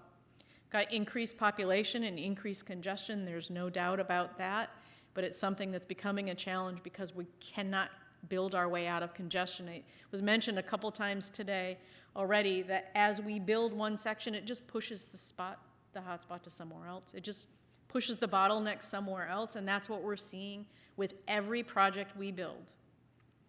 We get one section done, it just pushes the edge of the funnel to somewhere else, and we've got to systematically go through We're not going to be able to outrun the congestion. Minimal federal investment. At this point, the federal formula dollars that come to us, they're by formula, so we know what they are. We get a couple different pots of federal funds. They come to RCTC for allocation. We use those federal dollars to supplement local interchange projects, local streets, some of our freeway projects, but it is still only in the double-digit millions per year. And this is formula money that we certainly count on. Other than that, there are no more earmarks. Maybe there will be again soon, but as of now, and there haven't been earmarks for a while, we have been working very closely with the federal government and in fact have 2 federal loans out of what's called the TIFIA program. So both our 91 project and the I-15 project under construction, we have federal loans for those. The federal government's been a great partner. I don't know that there are, other than a couple of the really big jurisdictions, RCTC has 2 TIFIA loans. That's really quite an accomplishment, and we're very proud of our relationship with the federal government, and Jason is here from Congressman Calvert's office. They've been stalwart supporters of our programs and projects, so Jason, if you could continue to thank the congressman for all of his hard work there. We don't have all of the details of the federal bill. It is a very large number, but a lot of it, from what we've seen, appears to be focused on private investment, so public-private partnerships. In general, private sector does not come in and build freeway projects unless they build a toll road, and even when they do build a toll road, they have to have profit. They're in the business to make money. What we're also hearing is that traditionally, for every 80 cents that the federal government puts on a project, all they ask is that we put 20 cents up. So for every dollar, the feds kick in 80 cents. It's been flipped on its head a little bit here because we have a sales tax measure. So we have a lot of our own money. So that number doesn't really, we put in more local money. The new proposals appear to really flip that on the head, that the federal government, out of every dollar, 20 cents, and the locals put up 80. That really makes a difference, and what they'd be depending on is they would be focusing on incentivizing local agencies to raise their own funding. We've already done that for 40 years. What we're seeing in the proposal, and again, there's lots more conversation to come. What we're seeing, though, is they're talking about new revenues, which means we wouldn't get credit for the 40 years worth of taxation on Riverside County residents and throughout California that people have already been ponying up for. We'd have to adopt a new sales tax measure to attract that federal funding. So the federal investment is a very serious issue, and one that I would recommend that you keep at the forefront of your conversations, because it could be devastating to us if we lose our federal formula dollars and the feds do not participate in the way that they have been in the past. Additional risks are the impact of the housing and population growth on the existing corridors. It's very, very easy to live in the now and not plan for the future. So while we have to solve today's bottlenecks, we also have to make sure we don't recreate new ones for the future, and we start thinking about what can be done differently. And another challenge that we're seeing is transportation used to be a nonpartisan issue. Everybody loved transportation, and everybody put their partisan thoughts aside, came to the table for transportation, and that's no longer the case, and that could jeopardize our funding. So in summary, RCTC is willing to work with you. We look forward to working with you on establishing a collaborative approach. We already have an enormous amount of background information that we are ready, willing, and able to share with you to have discussions about that. Stay tuned. You'll probably want to be looking at what happens with the SB1 repeal, because again, that will unfund the environmental document for the next stretch of I-15. Complete the French Valley Parkway and gap closure project. I first became involved in that project in the early 2000s, right, Greg? So it's still not built, and it needs to get built. So if you're talking about priorities, my recommendation is get French Valley Parkway built. The city did an enormous had an enormous effort in getting that environmental document, in getting approvals from the federal government for a new connection to I-15. Don't let that work go to waste. Don't let that environmental document go to waste. Let's get French Valley Parkway built as soon as possible. If SB 1 is repealed, that $32 million we just put on French Valley Parkway, that will go away too.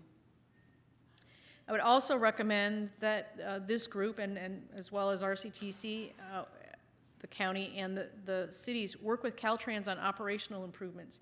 Talked a lot about the impact of the freeway congestion on all of the local streets, and that is becoming a bigger issue throughout the state. There's a lot of conversation about connected corridors, trying to sync the operations of the freeway system with the local road system, giving better communication to people who are traveling so that they can make decisions about where they're going, investing in auxiliary lanes, new signals, new intelligent transportation systems that can really make a difference here. And also, I was at a California Transportation Commission meeting yesterday, and they had a presentation on their connected corridors, and they talked about the impact of software applications that direct people off the freeway to divert around freeway incidents or freeway congestion, and they end up sending them into your front yard and into your driveway. So the recommendations at the CTC meeting were we've got to find a way for the public sector to work with the private vendors to make sure that we're sharing information and sharing data so that the whole system works better. I know the regional transportation plan is of your concern. I would recommend that if you would like to have the I-215 or the I-15 from the Y down to the San Diego County line in the RTP, our recommendation would be, if that is what you would like to do, that it would go in the RTP's strategic plan section, not the financially constrained. The strategic plan is the section of the RTP that highlights projects that are of importance but not necessarily financially constrained. And really the biggest issue there is the San Diego County line, especially in the southbound direction. That if San Diego isn't going to be widening I-15, it will be very difficult to do in Riverside County as well. So thank you for listening. Thank you for your interest in I-15. I know it's an important issue for all of you, and it impacts, the lack of mobility impacts all of your jurisdictions and your citizens, and we're here to work with you to do what we can to solve the problems. Happy to answer any questions. Thank you. In the information that you have on the 15th and Northern Bypass going through the Southwest region, is there any information on light rail systems? So For commuters. let me go just back to this map a little bit. So a couple of things.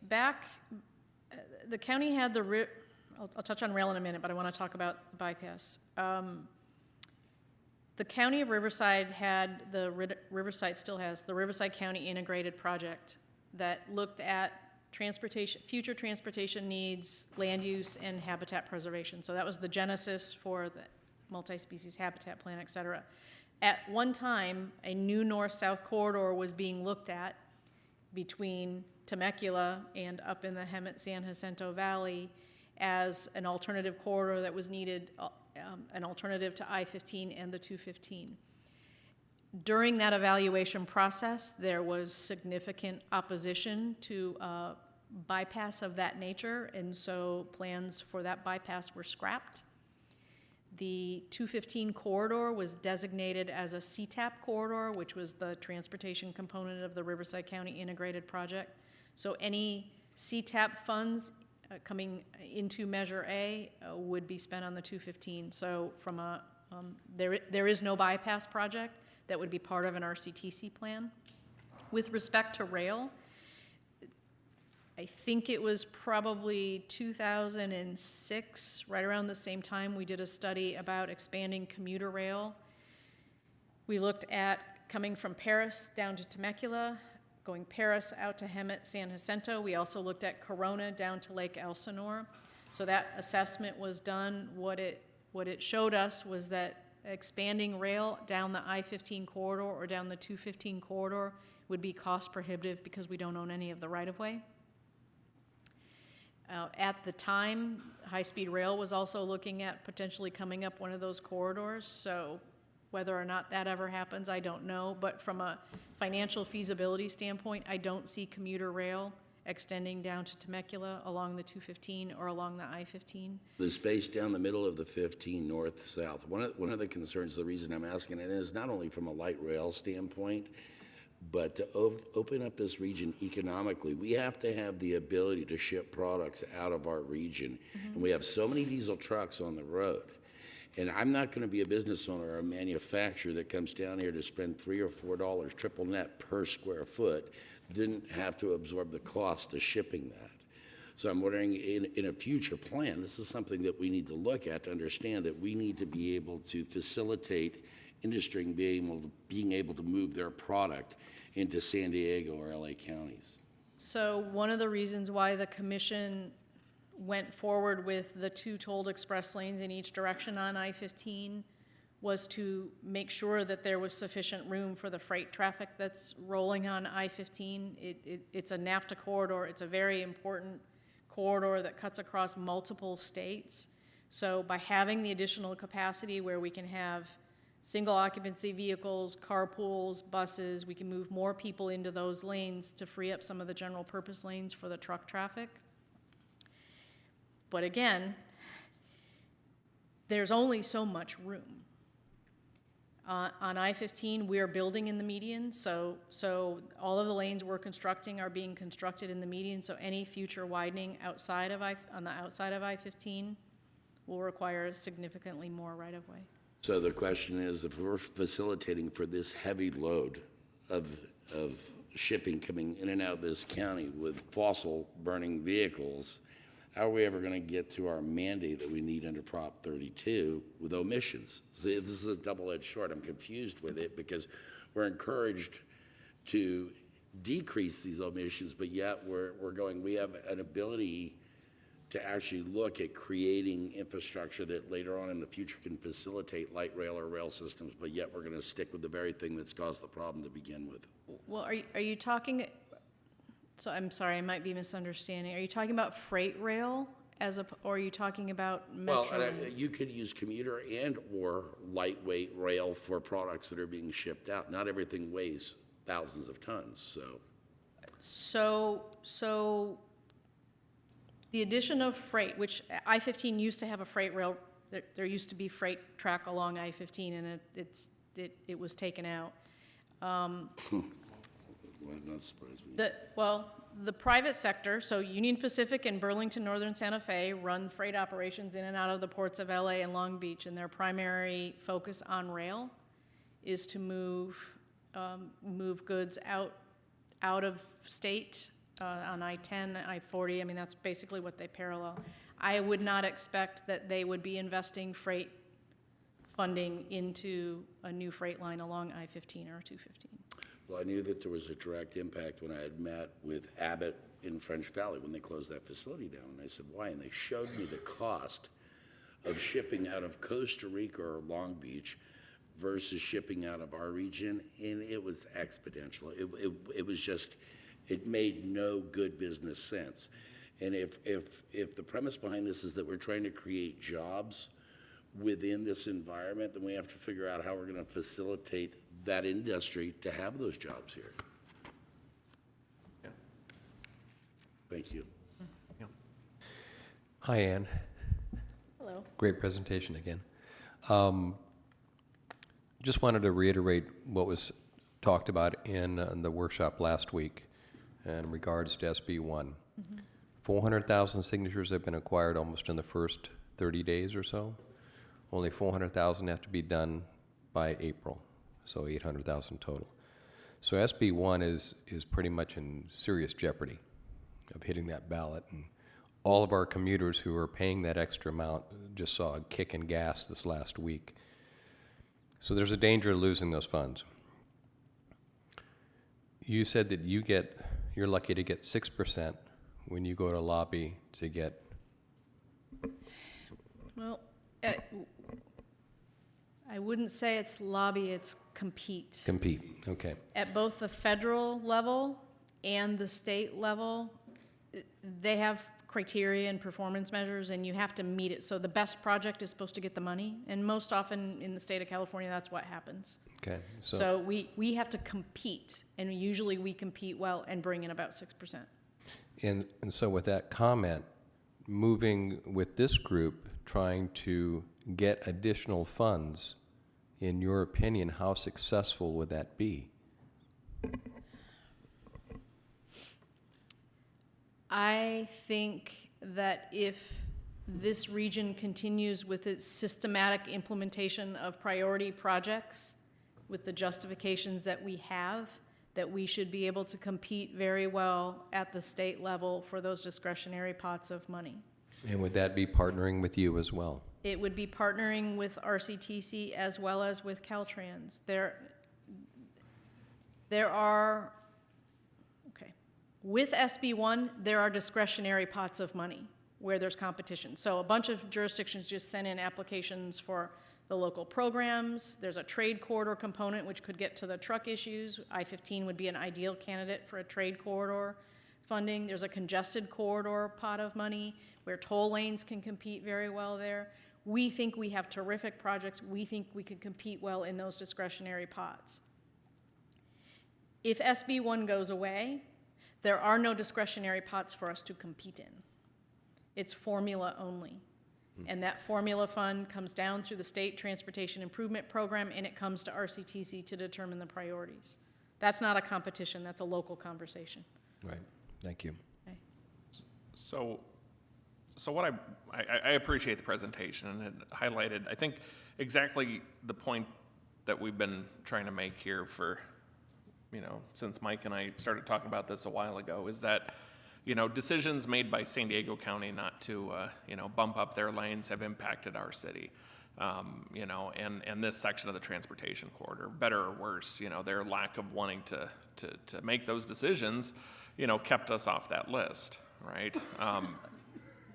I would say even if San Diego had in their plans to, in their sales tax measure is called Transnet. So even if their Transnet had a project coming up from Escondido to the county line, I would say that we would still build the I-15 segments in the order that we're building them now. We would still have started at the north, going to the 74 at Lake Elsinore.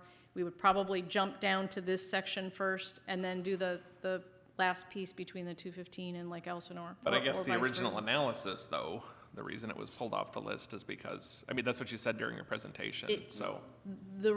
The reason, that was one of the reasons why it was not on the initial list, but that objective analysis that I told you about was focused on the sections that had the worst congestion on the corridor. The northern sections of I-15 had worse congestion than the section here in Temecula. Right. So just follow my thought process here is that, again, let's just, acknowledge that San Diego's decisions have impacted the region, okay? And then also, I think the sections, nobody's arguing that these other sections, need the work, right? But I think over this, over a decade-long, experience here, things have changed, traffic has changed, and over that period of time, this section of Freeway has become one of the worst in the nation. And I'm not saying that we need to take money or resources away from the strategic plan that's been put into place or anything else. I'm just saying, give us a chance to fight for our section of Freeway and get something done. Because I'm sorry, but what you presented here today says nothing's going to be done on our section of Freeway for easily 20 years. And I just completely unacceptable. And it's no dig on what you're doing and what your department's doing or sort of regional planning. It's an oversight. It's driven by funding issues. It's driven by, the commitments made under Measure A. It's driven by a lot of things that say these are where the funds will be and this is the order of what they're happening. But it excludes this section of Freeway and our ability to do anything about it because it's not considered a project. And I don't care what list necessarily it goes on, as long as it's on a list and as long as it's recognized as acknowledge that there's something that needs to be done. Just give us a fighting chance to, do something about this and show that we're not going to just sit back for the next 20 years and allow the amount of pollution, the amount of congestion, the amount of impact to the quality of life of our residents and all the other residents around here. Look, plans change, and unfortunately, what you showed in that sort of sequence of, revising those still excluded this area, despite the fact that, it has been for a very long time considered a highly congested area. So if I can, so this is a conversation we're having all over the county, and there are lots of elected officials who share your frustrations. The French Valley Parkway project, Greg, Pat, can you tell me how much that project, to build all of it, how much is it? Currently, I think the estimate's about 220 million. Okay, so for over a decade, RCTC has had the French Valley Parkway project as one of its highest priorities. We've stated it over and over and over again, and it's still not delivered. So I would suggest to you that if you want more money for I-15, deliver the project that has been on our priority list for more than 10 years. And if French Valley Parkway isn't the highest priority anymore, then we need to know that so that we're not saying that. Well, we're no, saying. But what I'm trying to say is that we were told what the highest priority in this area was, and it was French Valley Parkway. So how do you provide a project when you had funding and the funding has been usurped by the state or by the federal government that we already had there and in place? The 35 million that was earmarked that was taken back. I mean, so how do you do that? So the money that was removed off of French Valley Parkway was a result of decreasing revenues in the state highway account because the price of gas dropped so much. So the price of gas was relatively low. The sales tax on gasoline resulted in decreasing amounts in the state highway account. So last year in 2016, when they revised the estimates for what was going to be in the state highway account, the revenues came in less than that. See, this is where I agree with Mayor Ron, that the problem is we're not even in the queue. And I'm concerned that when we sit and look, and the money that's derived in our region comes from Elsinore being able to do their expansions, that creates the diff, the TUMP, the other things that we're looking for is that development's being done. If we can't facilitate the development, we have a problem. I mean, this is one of the things as chairman of the RCA, and I think you know that, Ann, that I adopted the mentality, lock the door, we're gonna crawl through the window. So if there's enough of us together here, we said we've had enough, let's figure out how to do this. And I'm not necessarily saying, I understand your woes in your budget, but we all have them.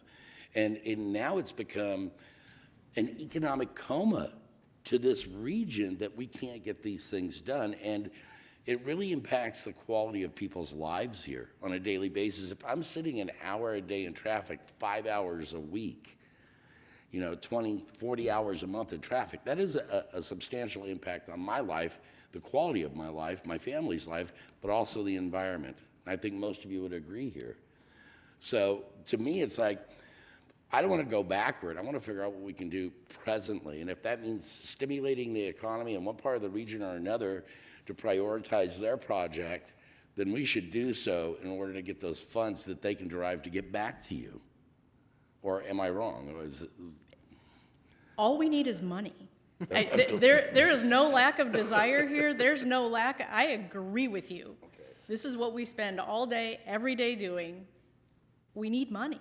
But without money, there's no way for these projects to move forward. But getting back to Jonathan's point is, I think we all recognize these are priority projects, and we all recognize there's an impact throughout the region, but we're looking for the opportunity to advocate for our piece that clearly, I mean, look, all these other projects that are going on, they are not the fourth most impacted economically section of freeway in the United States, right? None of those sections of freeway are in the top 25 list of most congested sections of freeway in the United States. So these studies are coming out, and they have for years, telling us what we already know. We all sit in this traffic, we all realize that, and we know that the decisions that were made a long time ago, put constraints on the funds and the priorities. And I'm not saying that French Valley Parkway is not a priority. I was just in Washington, D.C. last week advocating for those funds and the grant program that we had applied for. So I'm not saying that's still not a priority, but it concerns me that, again, we're going to have these up and downs in our economy, and the last, downturn in our economy had a significant impact on transportation. So best case scenario, we're looking at 20 years out before bumping any additional lanes in the 15 corridor through Temecula Valley. And that's under the best case scenario, so we could be looking at,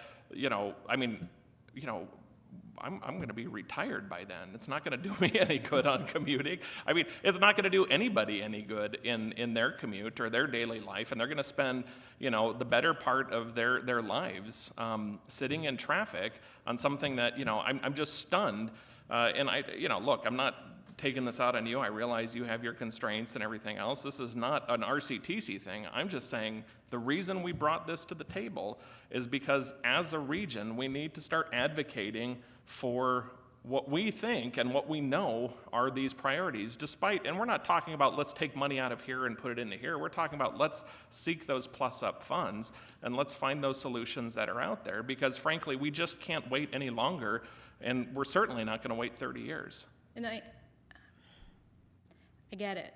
I understand. I guess what I'm trying to convey and not doing a very good job of, and I apologize for that. There's no money there.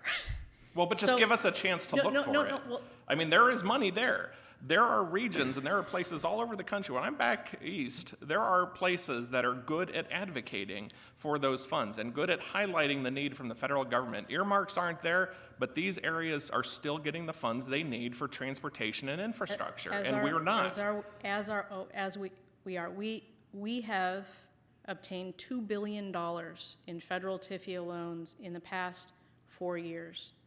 Other than Los Angeles or one of the other major metropolitan areas, you're not going to find another county as successful as we have been in bringing other people's money to Riverside County to get investments made. And so the challenge is, unless the federal government adopts a different system of funding projects where more money is available for you to go collectively advocate for, there aren't funds there now. There are no more earmarks. But maybe there's Jason, help me out here. But the disconnect, I think, is let us find those funds. Let us advocate for them. Put this thing on a project list and let us work for it, right? Because otherwise, we're going to be having the same conversation 20 years from now. We're all going to be older, and I'm sure I'm not going to grow any more hair. And come on. I mean, otherwise, we're going to be having these same conversations. So at least give us the opportunity. I know it's a long shot. I get it. But that's why I wanted to bring, and Mike and I and everybody wanted to bring this coalition together, because we don't have a voice, and without that voice over the last decade, this has become one of the worst sections of freeway in the United States. You have 6 voices at RCTC sitting on this dais right now. Yes, and Matt, you got some other people who want to make some comments. I'd Yeah, like to Bob? jump in there too. Thank you, Matt. Appreciate the passion that I'm hearing up here and some of the frustration and the angst. Ms. Mayor does an incredible job. RCTC isn't a bureaucratic paper shuffler business. They actually build things. When you speak of the most congested area in the country, that was the 91 freeway a decade ago.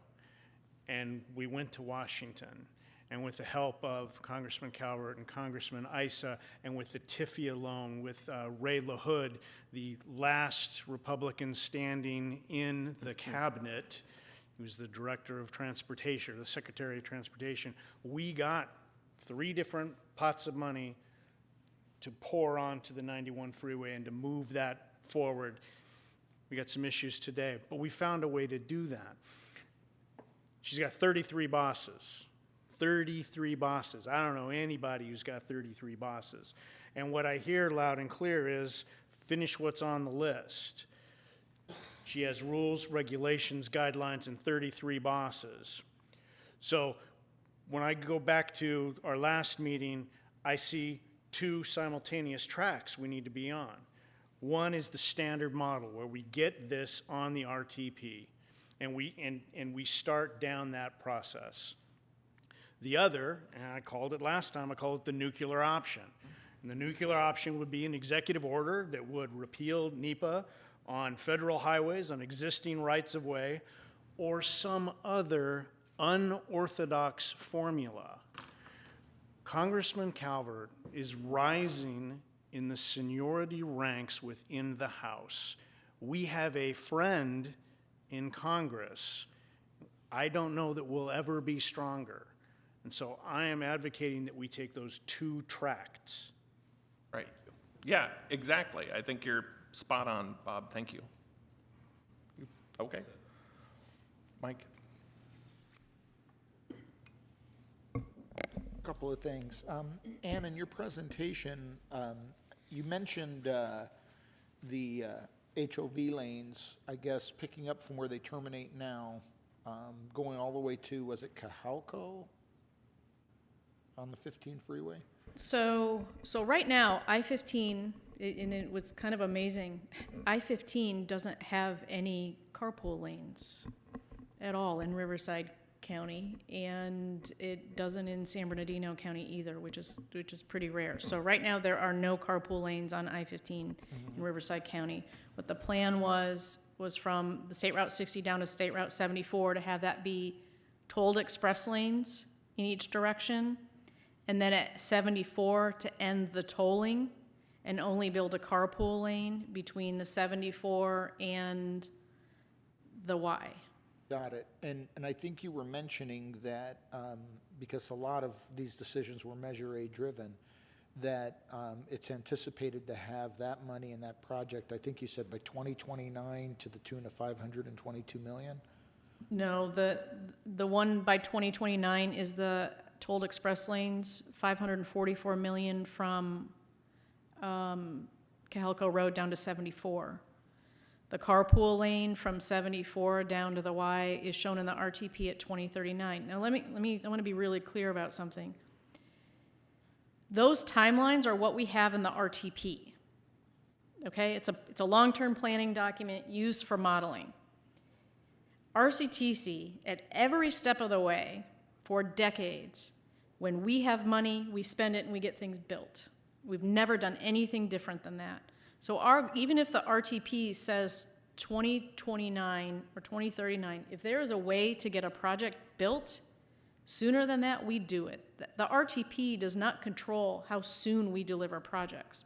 What controls how soon we deliver projects is how much money we have and can we afford it.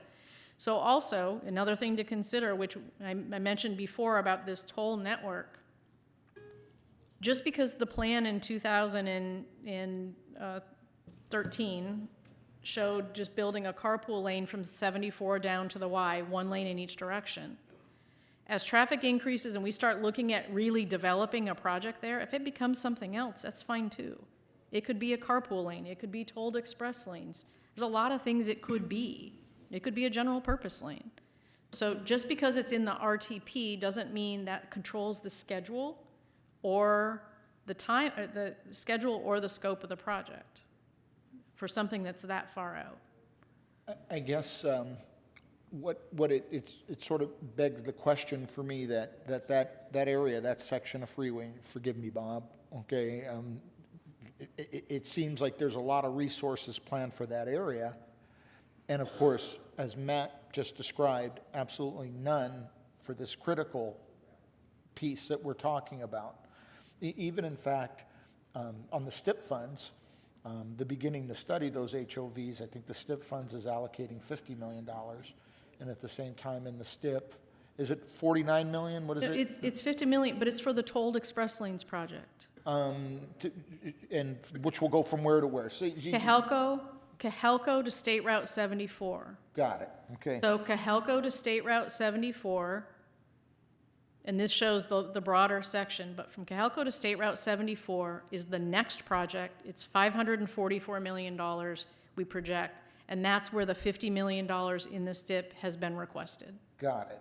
There are no resources at all put on the next section. Got it. At the same time, in the STIP, we've been allocated about $32 million for the French Valley Parkway. Yes. So I'm just pointing out that Elsinore and in the Wildomar region is kind of already ahead of this region as it relates to being in line for funds and infrastructure. I'm just saying, even on the STIP alone, I know you're going to comment to that, but it's just something to be noted.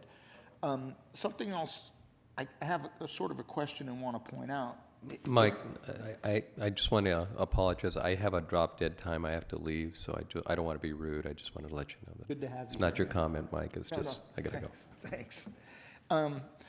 We probably need to decide, maybe collectively, I know as a body, RCTC did last Friday, where we all stand on SB1. And you know, I know our council will probably have to take that up. I wonder if other councils in the corridor that stand to lose money have to take up that issue as well. It's a real conundrum. We had a discussion on Friday. It's partisan, okay, and when we don't want to make it partisan, and none of us conservative Republicans want to advocate for keeping a tax, particularly when there's so much information going out to repeal the tax, and it just gets real convoluted. But I think it's something that this group's going to have to address. Particularly, I mean, I have to say Lake Elsinore and the city of Temecula. We need the 32 million for French Valley Parkway, and I think when we did our little analysis, our total funds coming out of SB1 was about $100 million, I think it was. Pat, is that correct? But, well, including the funds for the French Valley Parkway through the STIP program, we've also kind of leveraged that as part of our grant application to the federal government, and then the annual funds that are coming to the cities for the SB1 program amount to, in Temecula, about $1.8 million a year, so we've counted that in. And then we've also got a ATP allocation out of the SB1 program as well for the San Gratuitous Bike Trail project. So we've gotten about, I think it's about 80 million is what we think we're going to receive over the next few years. Got it. And so, go ahead. No, finish your thought. And so for here I am trying, I mean, and I'm speaking to myself personally, if it means to anybody else, then so be it. We here in Temecula have to decide, where we stand and what we're going to tell our citizens. It is really that simple. I don't know that I could sit here and in one sense say we really need this money, we don't want the repeal of SB1, but then cower in the corner and say, I can't stand for this because it's not right, it's a tax or something like that. It's a real conundrum, and I would just encourage my colleagues, I think we need to talk about it. There's something else, just to finish my comments for now, I heard the talk about creative ways. A couple of years ago, I was watching Mr. Perez do a project just on the outskirts of Menifee, in which he did a general plan amendment, and the county supported a general plan amendment. And part of doing that was the developer had to commit $2 million toward the construction of the Scott Road interchange. And I use that as an example because we've done similar things like that here in Temecula all the time, of ways we have to leverage dollars. Now, I don't know, everybody's city is different. In this case, maybe there was the room to go ahead and grant additional density, and by granting additional density, you're going to ask for something in return. We just finished doing something like that with the Altair project, and as quick as we can blink our eye, it's now being litigated under CEQA. I know, Ann, you're very familiar with that. Even when you win, you don't win, because Mid-County Parkway's on appeal now, not only federally, but also state. But this body, as far as of why I bring it up, is it's hypocritical for us to go to, let's say, the federal government and say we want tens of millions or hundreds of millions, and yet our own home, our own house is not cleaned up. We're still not dealing with the issues we can deal with here in our community. I mean, are we finding ways to fix traffic on our surface street? When we come in and need additional density, because that additional density will fix roads on the surface streets, Do our councils have the guts to explain that to our citizens? Or do they take the politically expedient position and just say, hey, I'm not pointing anybody out. I'm just saying it's a reality we all live with. We all live with it. We've all dealt with it. But it's gut check time now, or what's going to happen is exactly what you said. We'll be 20, 25 years from now and nothing will occur. Some real serious stuff needs to happen. Serious stuff. Nuclear options, as you brought up, serious things. And I think my last comment, we have to speak with one voice. Seriously. If my body here in Temecula says, you know what, SB 1, citizens of Temecula, please don't vote to repeal that. I know you may be a Republican and you're against the tax increase and the way it was handled and those doggone Democrats and in Sacramento, they do this, they do that, and all that other nonsense that comes with it. For us, really, it all comes down to, hey, there's money, it's coming in that way, you're stuck in traffic, that's one way to pay for it, you repeal that thing, all you did was make us take 5 steps back and add 20 years to the whole process. It's gut check time. We need to do some serious stuff. I think you have to be able to give people the options and let them make those decisions and how it's going to impact their life, right? And then live with it. Point Right. out that they have to live with the result of their choice. This is the thing where I know Ann's done it. I know Charlie Landry and I have done it from an RCA standpoint. WRCOG has done it, where we've looked outside the box in the confines of that box to figure out how to make deals happen. I mean, your project that you were referring to, I was intimately involved in it because it's the western portion bypass up there that we know is needed. But it seems to me the biggest problem that we have right now is all these agencies deal in silos, and Ann could have the money there tomorrow, and we probably couldn't expedite these projects anyhow because of the bureaucracy that's there and the layers of the onion that I'm constantly peeling away. It was ironic because we're sitting here talking.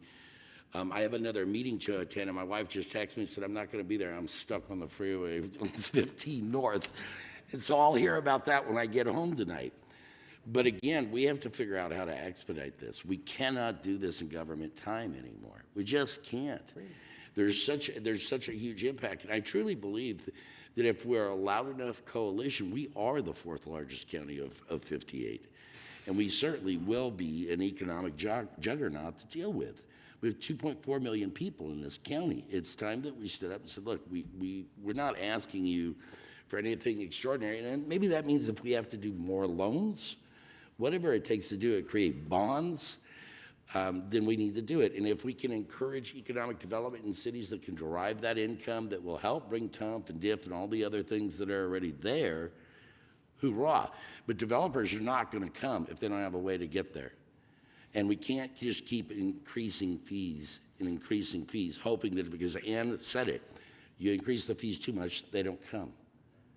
So there's a balance that's there. How we get there, it's going to be exploring and looking, and maybe that means that at some point all the cities need to get together with a joint coalition to get lobbyists to go lobby specifically for this committee, rather than spending thousands and thousands of dollars of our city's money to get on planes to go to D.C. I believe Representative Calvert already knows what we need and what we want. He needs the support and needs to get lobbyists down there to help him, because there's only so much one can do. And I think that money would be spent much more productively that way. You know, if there's 30 of us in a coalition and it's $2 to $3 grand for each person to go to D.C. to sit in the Marriott and get on a plane, you know, that's jam-packed full of people, do the numbers on that. It adds up to be a substantial amount of money. So, Dr. Ron, if I may? Yes, Mr. Butler. Just a couple of questions. And I know the segment that's keen of interest here is not listed on an RTP. How important is it for a project to be on an RTP to pursue colors of money? So to ultimately get money, it needs to be in the RTP. Okay, federal money. Federal money, yes. If there was a creative solution that came about, Right. that's not important. Correct. Well, at the beginning, because at the beginning, at the stages you're at right now, the fact that it's not in the RTP makes no difference whatsoever. My recommendation was that if you'd like it in the RTP, we can put it in the RTP in the next cycle in the strategic plan. As progress continues and it looks like you will have money from somewhere to start something, we can make an amendment to the RTP and move it up into the financially constrained section if it looks like it's reasonable that the project could get funded. So ultimately, at the end of the day, it has to be in the RTP, it has to be properly defined, it has to have the right dollar amounts attached to it. But at the stage you're at right now, it doesn't make a difference. But if you'd like it added, we can add it. With SCAT, we could submit it, it would go in the next update, it'd probably take sometime within the next year. I don't know when their next update is. So again, we can get it on the strategic plan component of the RTP. That's Correct. a step in the process. Correct. And then, say we come up with a creative solution to get some financing in place to start our PA&ED, to get our design components going, to analyze the project. Is it necessary to have it in that constrained component then? It will depend on whose money we're using. That's what I thought. So Okay. for example, if SB1 stays and the next STIP cycle, which is in 2020, so say at the next STIP cycle in 2020, there's an allocation to Riverside County and there was a desire to put an environmental document in. You would not only need to have the RTP, at least have it included in that, you would also need a project study report. You can't just put something into the STIP unless it has a project study report. So you would need to do that as well. So that would probably be your first step. And we can fund a project study report with any number of colors of money. You can fund it however you'd like. Okay. Yes. Just one other point on the SB1 issue. There's another thing out there that I believe we should all think about getting behind is ACA 5. Right. It's on the agenda come June. That's a California constitutional amendment that will limit the ability of the state government to redirect transportation funds to other components of the budget. So that's just one I wanted to put on everybody's radar as well. And then lastly, on our French Valley Parkway project, project's been on the books so long. I know Dan out there from Wildemar, he and I worked on it for quite some time. It started off as an $80 million project.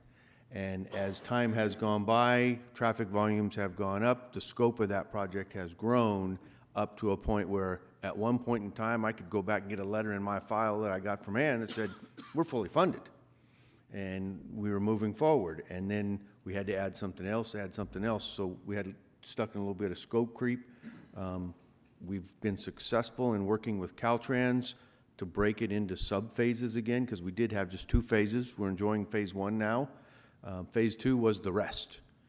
Now we've got phase 2 being the northbound lanes that the $32 million fully funds. We hope to be out to construction here in the next 12 months or so, 12 to 18 months, is that right? If all goes well? Goes well. Yeah. And Now we're- SB1 stays. And we're pursuing funding for the balance, so. Did I hear correctly when you said that if SB1 doesn't pass, that goes away? That's correct. See, and this is where I'm just perplexed, that we're spending money that we don't have, we're earmarking money that we don't have, rather than creating real dollars to actually do this and get it done. It's just perplexing to me. Well, when we programmed these projects, so not only was French Valley Parkway programmed, and French Valley Parkway has received other money from RCTC in years past, so there's more money than just the 30-some that just went in. And when the $50 million was programmed on the I-15 section, and when a couple million was programmed on Railroad Canyon interchange, I know that's important to Canyon Lake as well as Lake Elsinore. When we programmed that was real money. We thought it was real money. So when the commission made the decision to put those funds on those priority projects, we thought it was real. Right. The I-15 project, our plan originally had been that we submitted the package to the California Transportation Commission last month. Our plan had been to come up with a scope of work for the environmental, to hire a consultant, so that the day after the California Transportation Commission approved our project in the State Transportation Improvement Program, we were gonna put that out on the street to get a consultant on board to start the project. We are no longer doing that.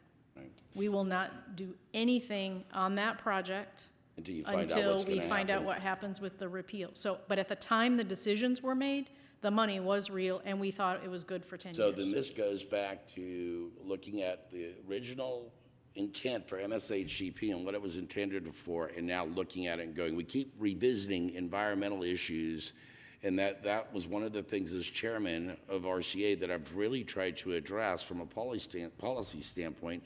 The next meeting, I'm going to invite Charlie here, and I think we need to have these environmental agencies as players in this, because a lot of the times, they're the ones that prevent this from moving forward. If we had $80 million when the project was conceived, and we've said here, a lot of times my concern is now, are these permits going to be valid? What are these agencies going to come back? Do they want another bite of the apple? And if we have policies and they're clearly defined, we're not going to experience that, or at least we're going to have some control over the process. Because it just seems like things are out of control. They really do. And now you're sitting here, and I know the issues that you're going through with the environmental reports and stuff, and that's why I made the comment. I wasn't being facetious. If I put the money in front of you tomorrow, you couldn't build it. You know it, and I know it. Because we can't get through this system. It's a quagmire. So let me say it differently. If CEQA and NEPA went away tomorrow, I couldn't build the project. No, I don't disagree with you. So- But the problem so is the cure. No, what I mean is, there's no money to build it. So even if CEQA and NEPA went away tomorrow, on the section, I'll talk about the section on I-15. I keep pointing at Mr. McGee because it's headed to Lake Elsinore. On that section from Cahelco to Lake Elsinore, even if we had an environmental document approved or if there were no environmental processes, we do not have the money to build it. We don't have $500 million. We can't borrow more money because we can't pay it back. Understood. So my question to you is, I'd like to know we have 28 lead agencies in this county. I don't know how many are in RCTC or how many we have on the RCA board. I think it's 28, 30. I'd like to know what creates this and where the impediments lie for you when you're dealing with the environmental issues and peripheral issues that we all sit on these boards, and we're member agencies, that we could address those issues within the agencies themselves. Our biggest challenges on environmental documents at this point are the lawsuits that follow the approvals. Our problem is not in getting through the process. The sequence, we know very well what to do. We have the MSHCP, which has done wonders and has made a huge difference. The processes aren't the problem. It's the lawsuits that follow the process, because we're at a point now where every project we do, every project we go forward with, there's at least one lawsuit attached to it. And we spend years dealing with the lawsuits. So it's the legal process. I would point out, I don't know the bill number, but a bill has recently been introduced in Sacramento that would prohibit the delay of transportation projects as long as CEQA was followed, and I didn't do that justice in terms of what it said, but it's very similar to the language that was used on some of the sports stadiums that got exceptions. That bill has been introduced. I think the LA Times had a big article on it today. So there are steps being taken or attempted in Sacramento. You know, Congressman Calvert, we met last week. This is a hot button issue for him as well. So I think really the challenge isn't the process. It's what happens afterwards. And it's very difficult to try and maneuver the legal processes associated with the documents. Well, that kind of gives you a dovetail into what we need to be looking at. It's either legislation, we go in and we go, we need to do something here from a standpoint of dealing with this when it impacts so many people and the quality of life, plus the environment that everybody will agree on from a bipartisan standpoint. We need to take a look at how we can force this issue. I remember Mr. Stone came up with legislation, you sue, you lose, you pay. Maybe we need to take a look at this and go, these are frivolous lawsuits that are intentional to stop development. Yep. You know, because that's what's happening here, and it's stopping, it's impacting the greater good of everyone in Riverside County. I think if you watch the State of the Union, the man said it. Why is it taking so long to do anything? It's a joke. He doesn't operate that way, and I think we finally have somebody in the White House that actually understands business, and that's, in all the time I've ever been voting, this is the first guy that actually understands what he's doing when it comes to business. And I think Ken Calvert and those guys have the opportunity to strike while the iron's hot, because this man is ready to roll, and he's cutting all these things down and getting rid and having EPA issues and stuff. I think that's where we can push from our little region over here and our little coalition. We can actually push for things happening back in Washington, D.C., because we have an ear that's listening now, that ear that actually knows what's going on. So, To sit here, but we have to do the first thing. We have to get our name on that thing. If we're not on there, we're not going to get anybody else to look, even though we can scream all day at Washington, D.C., but we have to get that. That should be the priority here, more than anything else, planning it, whatever, just getting our name on that list. good. So. I think we're in agreement here. Just, and I don't want to cut you off, but I know everybody's a little pressed for time and looking forward to getting on our freeways here. So with that in mind, you know, we really only have a handful of things left to address. One of those is getting back to item number 1, which is, you know, what does this look like, and do we have enough information at this point to, you know, sort of draw a line around that, at least for, you know, what we've discussed, and can we get some consensus that, you know, the focus area to start with, and you know, we can define the broader area today, or we can, you know, defer that to our next meeting, you know, once we have some of the better understanding, or maybe even out to April, once we have a better understanding with WRCOG study. I think it's going to be incredibly important for us to understand. But, you know, getting back to this, what are we, what's our consensus here? I think one of the things that we should explore too, and you know, look for a consensus from it, is find out from the city representatives where their priorities are. We heard what Mr. McGee wanted. We know what Temecula wants, and what impacts Temecula or Elsinore impacts Marietta, because we're between both of you. So to me, I'm on board to do whatever we need to do. If I got to go flip hamburgers to earn money to help do this, I'll do so. I don't care. I just want to get it done, and I'd like to get it done in my lifetime. So I think it's really, really important that we figure out how we're going to get there and where the priorities lie. You know, and Mr. McGee was spot on. He said, hey, what's in the best interest of Elsinore? He's a representative for Elsinore. You know, I represent Marietta, you guys represent Temecula, but I think we all have the same interests. So the northern bypass, the financing mechanisms which we can get it, the economic impacts to Elsinore in cities in between. Mr. Winters left, so, but I know they feel the same way, because the 215 is impacted when this clutters up in a massive way traveling northbound. It does. And so at some point, it was like Ann said, you just have all these pinch points. What are the priorities? What is this? How do we move it forward with the priorities and the goals in mind? And maybe that's going, okay, we know that we have the northern bypass, we have French Valley, which I agree with Ann, will alleviate a lot of problems. I mean, I think it's huge. And most people that drive through the valley here don't realize one of the things about Temecula, everybody wants to get to Temecula. That's why you have the base that you do from the tourism, but you only have 3 exits to speak of. So that's where we get the backup. When I come to a meeting in a Rancho, I'm going, I know that I won't come down here on a Friday during certain hours. It's like 79 on Marietta Hot Springs. We experienced the same thing, and we've tried looking at alternative routes. You've, you know, expanded. We've done all kinds of things. Hot Springs is coming, but we're kind of limited at this point, and this is a nightmare. My wife just texted me again. She's still sitting there. So, I mean, I think it needs to be a priority. I really do. So, if I may, let me make this suggestion, because I think it's a way to split the baby. Let's set the boundary as our representative cities, okay? With the first priority being the section from San Diego County line to the Y, and that will be what we focus on. I'm also going to make a suggestion, just so we can have structure moving forward.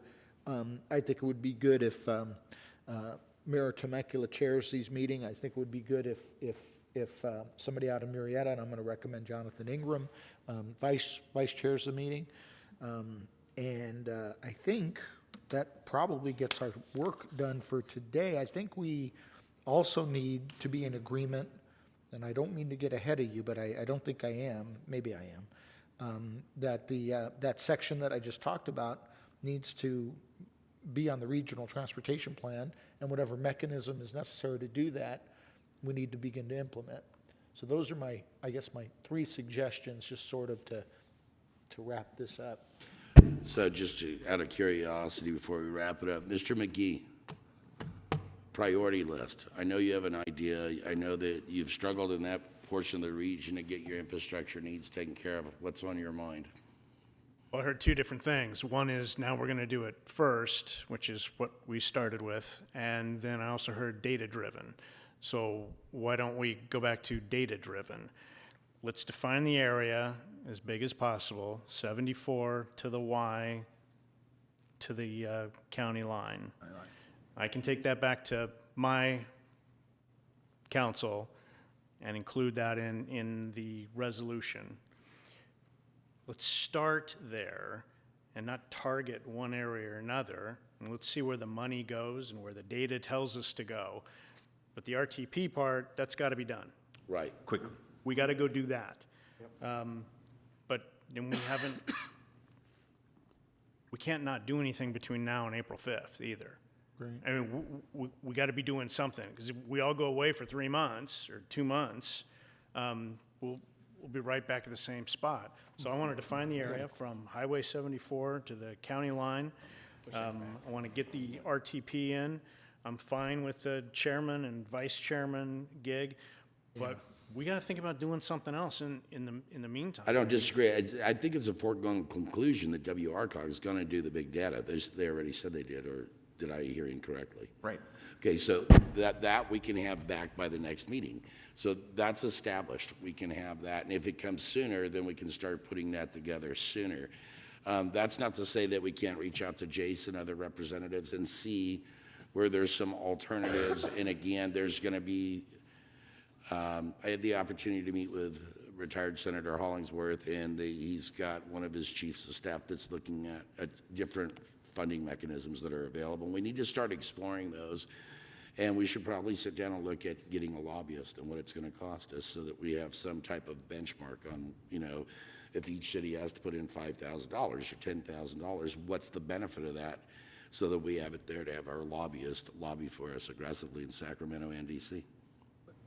Matt, who's going to work with Ann? I mean, you guys are talking about what you guys want to do to be able to get this through, but she has to be able to put it on the agenda, get it going, and get it forward on what your corridor is. It's not your guys' opinion that it's going to sway her body to make sure that it's put on right. It's going to be your input that puts onto it. And obviously, the economic corridor from Lake Elsinore to the San Diego border probably is the most economic growth in Riverside County, financially wise, Right. because that's where the most money will come in to help the coffers.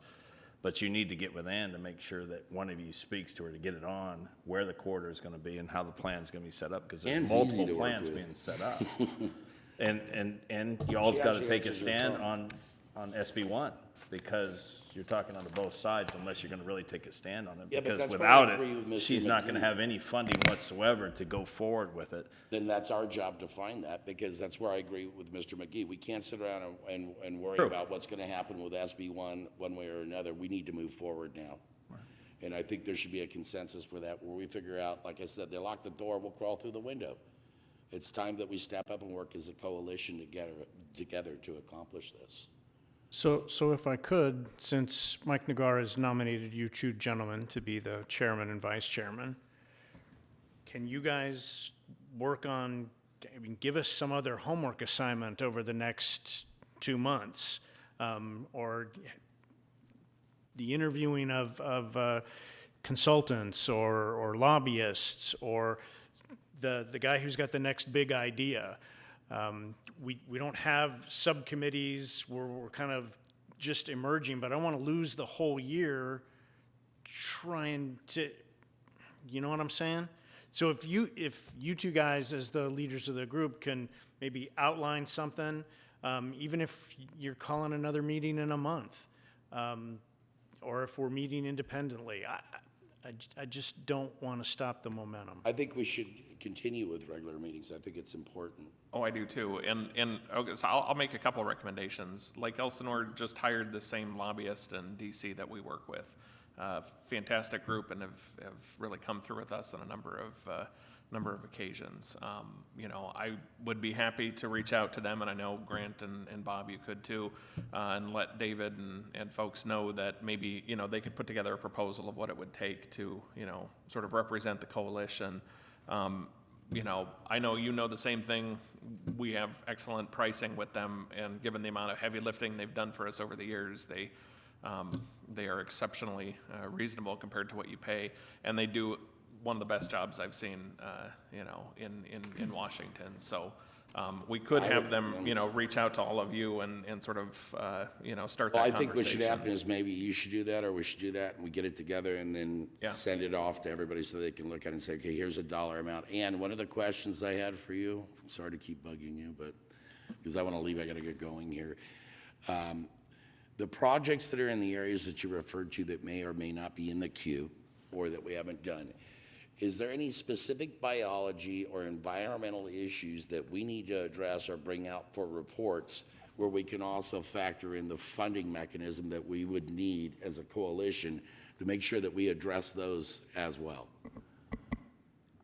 Off the top of my head, I cannot think of anything that would be outside of the MSHCP coverage, but I don't know that for a fact, and we wouldn't know that until we did the surveys. But generally, the I-15 corridor, species and habitat are in sync with the HCP, but we'd have to talk to RCA to see. We wouldn't know without So that's something study. you and I will meet up with Charlie Landry then, maybe That's we fine. could meet there and go over, because what I don't want to get is into this and then be surprised. Yep. You know, and if I'm going, there's stuff that's not already included, what's to say or preclude that they did what they needed to do from an environmental standpoint, or that it's even viable anymore? Sure. So that's number 2 on the list then, is to, you know, bring you guys together with RCA and have that conversation, make sure there's no but- major nails in the coffin foreseeable. Are you talking about, I'm a little confused, what the end result of that would be? Only because, I'm just trying to get as much information up front so that we're not caught off guard and we're not surprised. It seems that every time I think something has come to fruition, whether it's projects here, Elsinore, that we always find that there's something waiting, that there's a skeleton in the closet. Would you agree, Mr. McGee? Yes, what I will tell you is that what Ann does with Charlie is she writes him checks, $125 million, and that covers all of her covered projects. Right. That Y isn't gonna be part of it, right? So I don't- Charlie's gonna want money. That is my concern. But we can address those issues by working with Ann and understanding where we're at, what we need. What I want is this board to have all the pertinent information on how to accomplish our goal. okay. When the MSHCP was developed, RCTC is a signatory to the MSHCP, so is Caltrans. When that was developed, the entire I-15 and 215 corridors and a swath very, very wide on both sides of those corridors is included as covered activities. Those corridors are covered under the MSHCP. It's possible that there's habitat and/or species that may not be covered, but the corridors themselves are covered. It's not just RCA, because again, I'm the chairman. What I'm concerned about is flood control, BLM, all the other influence that are outside of that where they could come back in. Do we have that information? You won't have that information until you do the environmental work and the preliminary engineering to know what you're building. So until you know what you're going to build and know what you're going to impact, you can't get answers about what the impacts will be. Generally, The I-15 corridor has habitat and species and it has creeks.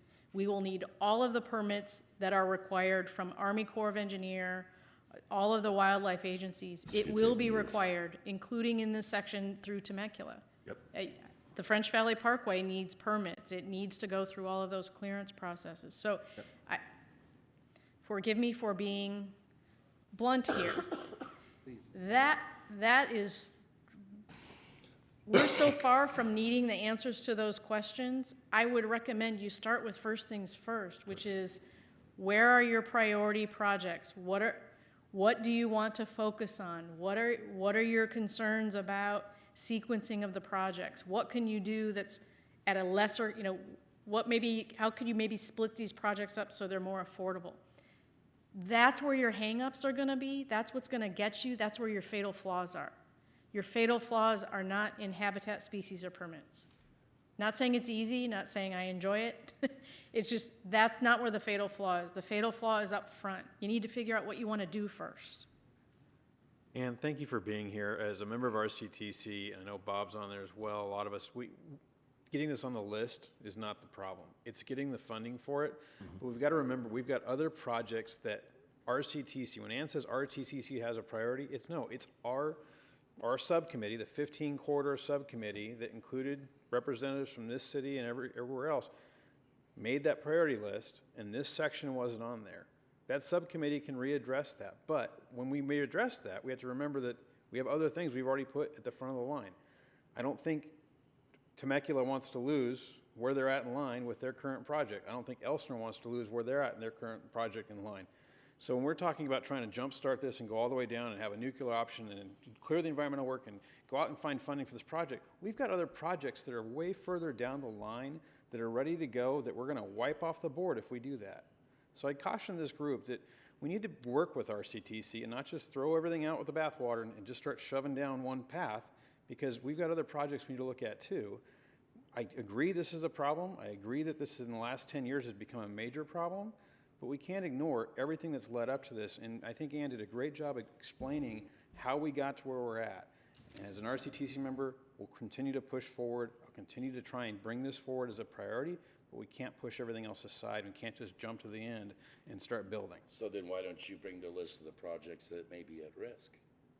So that we could take a look at that and evaluate that with the process. She went through that list, the French Valley Parkway, the We already know I-15. French Valley Park, but you just alluded to that there are multiple projects that are in the queue that are further ahead. Yes. What are those projects? She went through that on the list. You can pull it back up on the map. So if you put the map up, so you see the purple dot. So the purple dot projects are headed out to construction. I don't see that those would be designs done, like for example, up on the 60, that's a 60 truck climbing lane. It's almost ready to go. Lawsuits there as well. So the purple projects, I would say, are way too far along to do anything about. You can see up on the right-hand side near Lake Paris, you see the Mid-County Parkway. That is the east-west corridor there. You see the 79 realignment project, north-south corridor. They're both about $1.5 billion. The environmental documents for both of those projects are completed. There were no lawsuits on the 79 realignment project. We have acquired very little mitigation land there, but we've not started buying right-of-way yet. Mid-County Parkway, the first phase of that, once the lawsuits are resolved, the first phase of that, Placentia interchange and the 215 will go to construction, I think, in 2019, 2020. So when we talk about if you want to know what RCTC is going to talk about for priorities coming up, we've already been directed that the I-15 from Cajelco to 74 is a top priority. We've already been directed that the 7191 interchange in Corona is a next priority. So those two are already at the top of the list for priorities. So you could be talking about bumping those out of their priority order. You could be talking about moving Mid-County Parkway and 79 farther down the line as well. So those are the big ones that could be moved. But we're not talking about bumping anybody. I gotta say, it's back to what Bob said earlier, is there's 2 tracks on this, right? I mean, was just answering the yeah, question no, he no, no, asked, that's but all. Nobody's talking about bumping projects, Ben. What we're talking about is just, let's see if we can get this section of the freeway back on the project list. And, you know, we'll go through that path and we're gonna be low in the queue. I understand that. We're gonna be low in the queue once it gets on the project. Okay.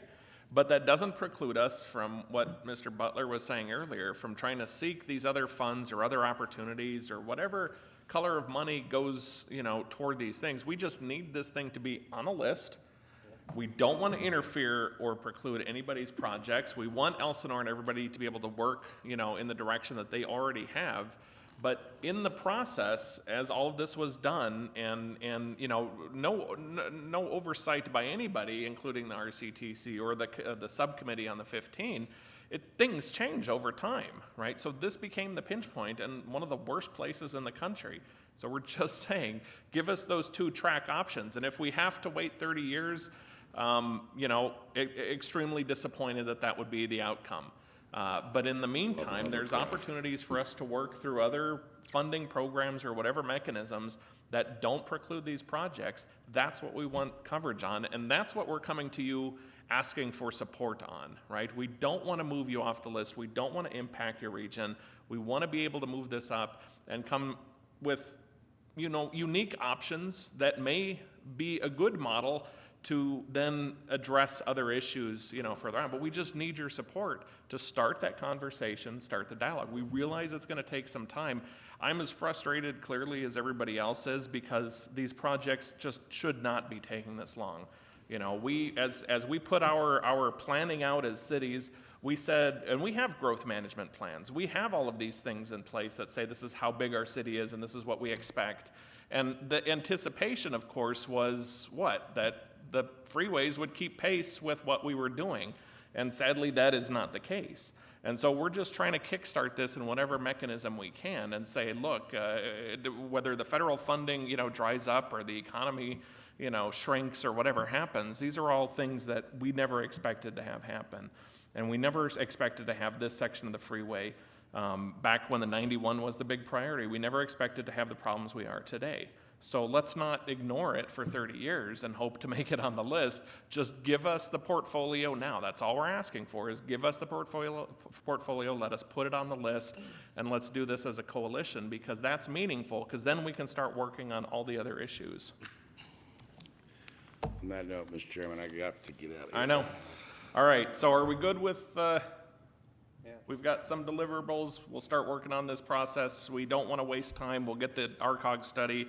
We'll talk about the consultants and lobbyists, put everybody in touch with them. And then let's start in the next 2 months, figure out that process to be able to at least get this on the list in some form and you know, get concurrence on that at the next meeting. All right. Thank you, everybody, for spending your time in Temecula. Thank you. Enjoy your drive home. Fun.